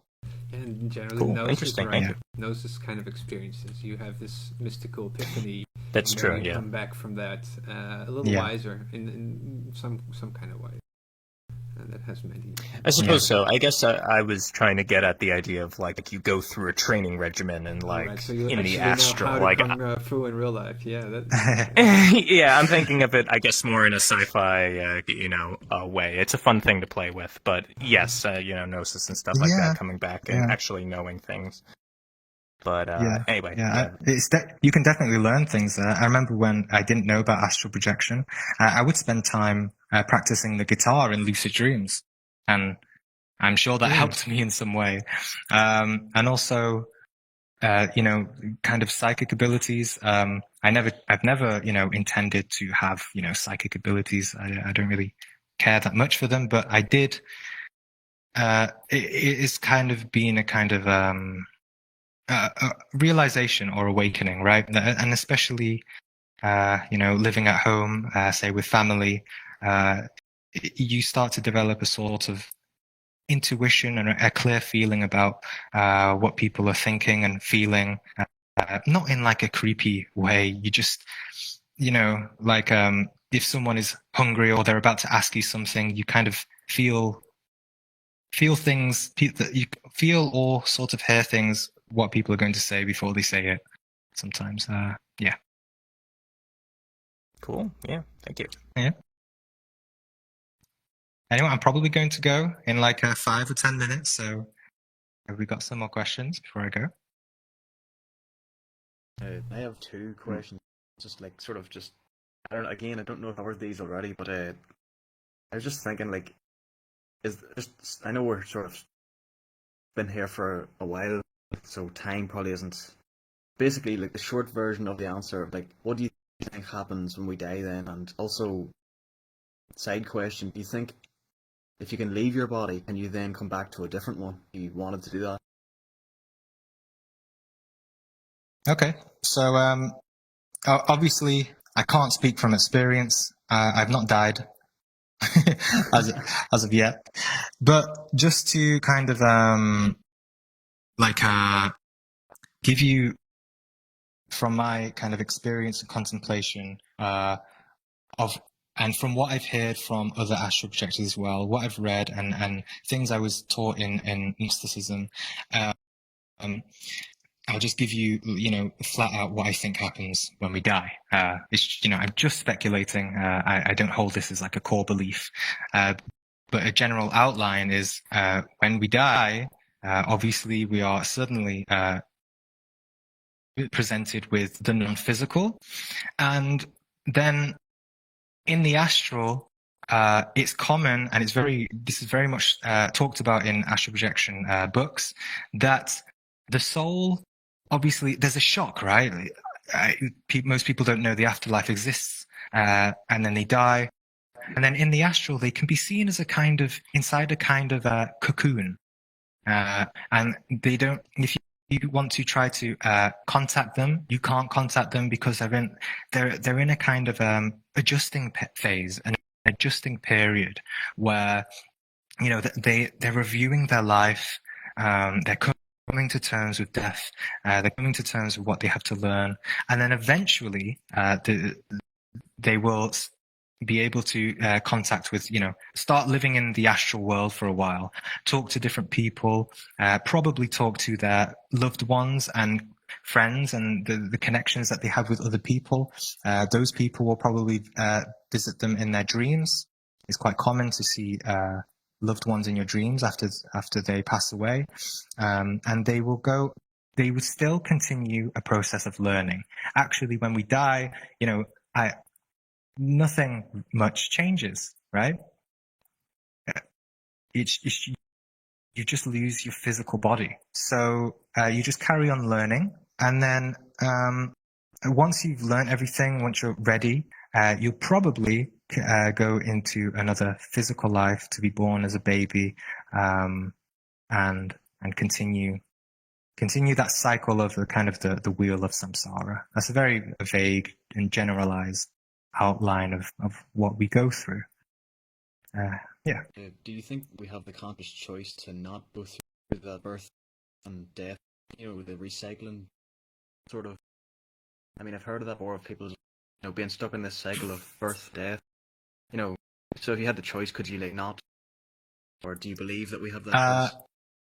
I think the thing is, when we go into the astral, we're in this same form, in this same ego, in this same personality. I think it's natural that we have to continue. And as above, so below. I don't think we stay in the astral forever. I think the astral body deteriorates as well. It's not something permanent. So, yeah, I think we kind of maybe don't have a choice, or most people choose to go anyway, mostly out of our attachments and love for friends and family and things we want to, continue. Yeah. In a way, that's kind of depressing. But from what I understand, you can see it that way. We're making the choice to come back. It's just the problem has to do with forgetfulness. We simply don't forget we made that choice to come back here. But I mean, in a way, we probably did 1,000,000 times already. But I understand what he means. Like, I also feel like once I die with this body, like, I'm done. Like, I just wish to just stay in the astral and do whatever, but in a way, I already feel like my higher self or my astral self already has plans, and I won't have, like, maybe I'm already doing it right now. And it's easy to feel trapped in this. And for me, it's not death that is scary or going through that process again. It's just the forgetfulness. It's like, okay, let's say I have another life. I don't want to forget about all the astrals and stuff and all the spiritual, not knowledge, but insight I got from this life. Like starting over, nobody likes to do that. And I think it has to do with not remembering, and I'm not at peace with that, and maybe I'll come to it, but right now I just feel like it sucks to not remember. Yeah, I mean, like I've been saying, it's important. That's why it's important to learn, right? Learn in this life. And if we just go about life, not learning anything, it's more likely we should come back and try again, right? Especially, some people commit suicide and all sorts of things like that. So it's important to learn and become conscious of ourselves. Almost sounds like school. They hold you back for a year if you don't learn the curriculum. Yes. It sort of sounds like that. Yeah, in a way, as above, so below, right? Yeah. Nyala, did you have your hand up? Yes. I was not sure if I can ask this question, but once I had a dream where I had a friend in this dream, and it was like we got chased, and he went to another path because I told him go to another path, and I was really worried about him. And in the next day, I was so worried. He wrote to me, but I didn't write him anything or didn't tell him anything, and he was like, you know what, I got a dream and we got both chased and you told me to go to another path, and I did, and those guys tried to do something, and I was really worried because I got a lot of dreams. And do you know anything about that kind of dreams, or? You mean you and your friend had the same dream, right? Yeah, we share the same dream. Yes. Yeah. So I covered a bit about that in the presentation, and I also have a video called Shared Dreams and Non-Shared Astral Projection. You can't see the slides. So, yeah, I can see. Oh, right, yeah. Okay, well, yeah, shared dreams is a thing, and as I said before, we all come out of body every night, and we can actually be in the astral unconsciously with other people, sometimes in a world of our own dream world, or sometimes we can be in actual shared environments. So yeah, it's part of the nature of the astral. But what if those dreams come true? What about that? I mean, they are true already, right? Like if that person saw it and experienced it, and you had the same dream, it already happened. It's not going to. I don't think it's going to manifest as what was it? A creature chasing you both? Like you already kind of experienced it. There are such things maybe as premonitions, seeing the future, but I don't think that applies to your example. Well, not this one. Yeah. Well, you are most likely had just an adventure together with your friend somewhere, another plane. No, but I just realized when I had this dream, I just realized that nothing in this world is actually it's more than what we experience, actually. That's weird. And that there are people who got protected by things. And that's so interesting that I came here, because I usually don't come here. And today you guys were talking about dreams. I was like, what the fuck? So yeah, it gets very nebulous and mystical. So yeah, maybe also a good reminder. Definitely. Feet on the ground and head in the clouds, right? So don't lose yourself in all the interesting phenomena. Just keep at it when it comes to personal evolvement. Yeah, it's a part of the trip. It's not the end goal to get to the bottom of every experience, perhaps.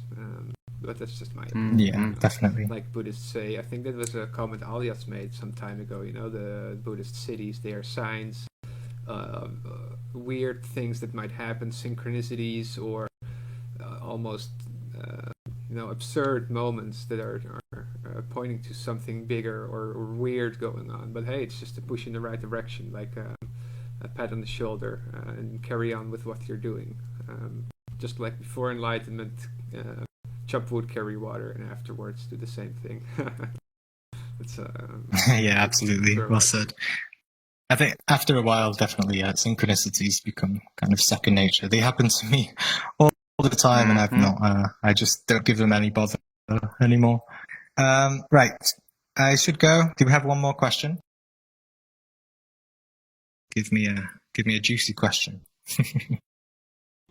Okay, Mr. Jekyll. On the other side, when you're traveling, have you encountered any being that's like in your when in the presence of the being, you are immediately feeling like a little kid? Do I feel like a little kid in front of another being? Yeah, that you like you encounter this being and you suddenly know that it's like a much more than you, and you feel like a little kid in front of it. Like you're asking about yes. a very powerful being. Yes, I've had. Now, whether I'm not going to say they were actually them, but I've experienced the archetypes of Buddha, Jesus, and also Anubis, right? The Lord of Karma. Now, whether they were actually those people or not. And also the depictions of the Divine Mother as well. So whether they were, actually them or not, the experience of them, being in front of them and feeling the energy that I felt was something extremely influential and powerful. Something that goes beyond words. Experiences that were very personal. So yes, in that sense. Yeah, something that kind of brings you to your knees, right? In a direct way. All right, thanks. Maybe very last question, Yeah. Gene. Could you maybe throw out there again some book titles, some thinkers or researchers, practitioners that have inspired you along the way? Things you think people should read? Yes. Should check out, watch, yes, whatever? Absolutely. Absolutely. I think I will just...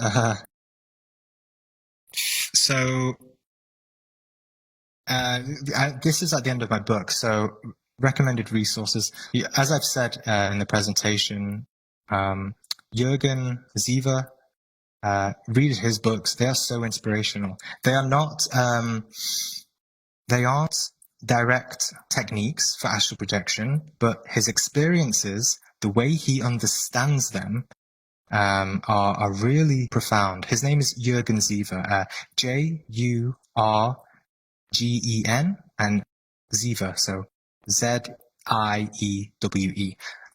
His first book called Multidimensional Man, and another book called Vistas of Infinity. And in Vistas of Infinity, he has repeatedly visited friends and family who have passed away, and he shares those experiences and the journey of their souls. And he's very objective, very kind of scientific, but also an artist, really inspirational. I had experiences just from reading his books, because just from the pure inspiration, right? That's what we need, inspiration, and kind of motivation. And as I said in the presentation, Hacking the Out-of-Body Experience by Robert Peterson. That book, I think, is the most comprehensive book on different out-of-body experience techniques. If you want step-by-step techniques, get that book. Absolutely. You can experiment with so many different kinds of techniques. And of course, like I said, The Power of Now by Eckhart Tolle, which is obviously not about astral projection, but it holds core teachings and values to living a more present life and coming to terms with our own consciousness and directly experiencing it and knowing ourselves. Also, I think Jiddu Krishnamurti is very good for that as well. If you're into the occult side of things, esotericism, the website I gave before, glorian.org, holds many of the teachings that I was taught in Gnosticism, but I think you need quite an open mind for that because some of the material can be quite hard to understand and easy to misunderstand as well. For yoga practices, I recommend Advanced Yoga Practices by Yogani. All of his content is free. It's on aypsite.com. So aypsite.com. Wonderful directory of easy to read, authentic meditation and yoga practices. Highly recommend those exercises and what he has to offer on there. If you're very interested in kind of more magical approach, I'm sure some of you have heard of Carlos Castaneda. Those were quite influential for me when I was first starting. It's about a Western anthropologist who went to Mexico, and he got teachings from a Native American shaman who lived in Sonora, Mexico. Now, I read those books before I met my Gnostic teacher in London, and actually a huge, probably the biggest synchronicity of my life. Oh, not again. That would be also an interesting synchronicity. Yep. Yep. I appreciate you, Gene. I hope he will come back to say bye. Oh, there we are. Are you still there? Oh, you survived. amazing. So there we go. Oh, hold on. I'm here. Amazing. All right. Yes. What's the last? Yeah. What's the last thing? What's the last thing I said? You frozen the word synchronicity. So there you go. Oh yes, the biggest synchronicity of my life is that when I met my Gnostic teacher, he was from Sonora, Mexico, and he knew Don Juan and his family. A lot of people will say, Don Juan Matus is not real. Well, my Gnostic teacher told me things about his family and his relatives. So that's a good kind of good books. Carlos Castaneda is not so enlightened, but the wisdom you can learn from Don Juan is quite good and applicable as well. Yes, I think those are a good selection of books that have been helpful to me anyway. But as I said, personal practice, self-inquiry, consistent practice, remembering your dreams, meditating, contemplating, and being aware of your thoughts so that you're aware of your thoughts at night too, aka your dreams. And go into that. Once you start becoming aware of your dreams, lucid dreaming, start going into kind of the awakening of consciousness and going beyond your dreams. So, yes. All right. Well, I think we should That's maybe it. wrap it up, Yeah. Gene. It's been 4 hours almost. Yeah. Really do Okay. appreciate. Time goes fast. Yeah, no problem. let's throw some Thank you. emojis, folks. Thank you very much, Gene. It was a great time. Thank you. Yeah, thanks very much for sharing your perspective on this stuff. That's so amazing. For everybody else here, if you would like to see more of Gene's stuff, check out the Discord, because I'll be posting links to his YouTube, his book, his Discord server, and so on. Also, if you haven't joined the VR Mystery School Discord yet, please join it as well. You can stay in touch about our regular activities throughout the week, as well as our guest speaker lectures such as these. So, I guess that's it, and hope to see you all next time. Oh, if you want to maybe be a volunteer or a supporter, check out vrmystery.school/support.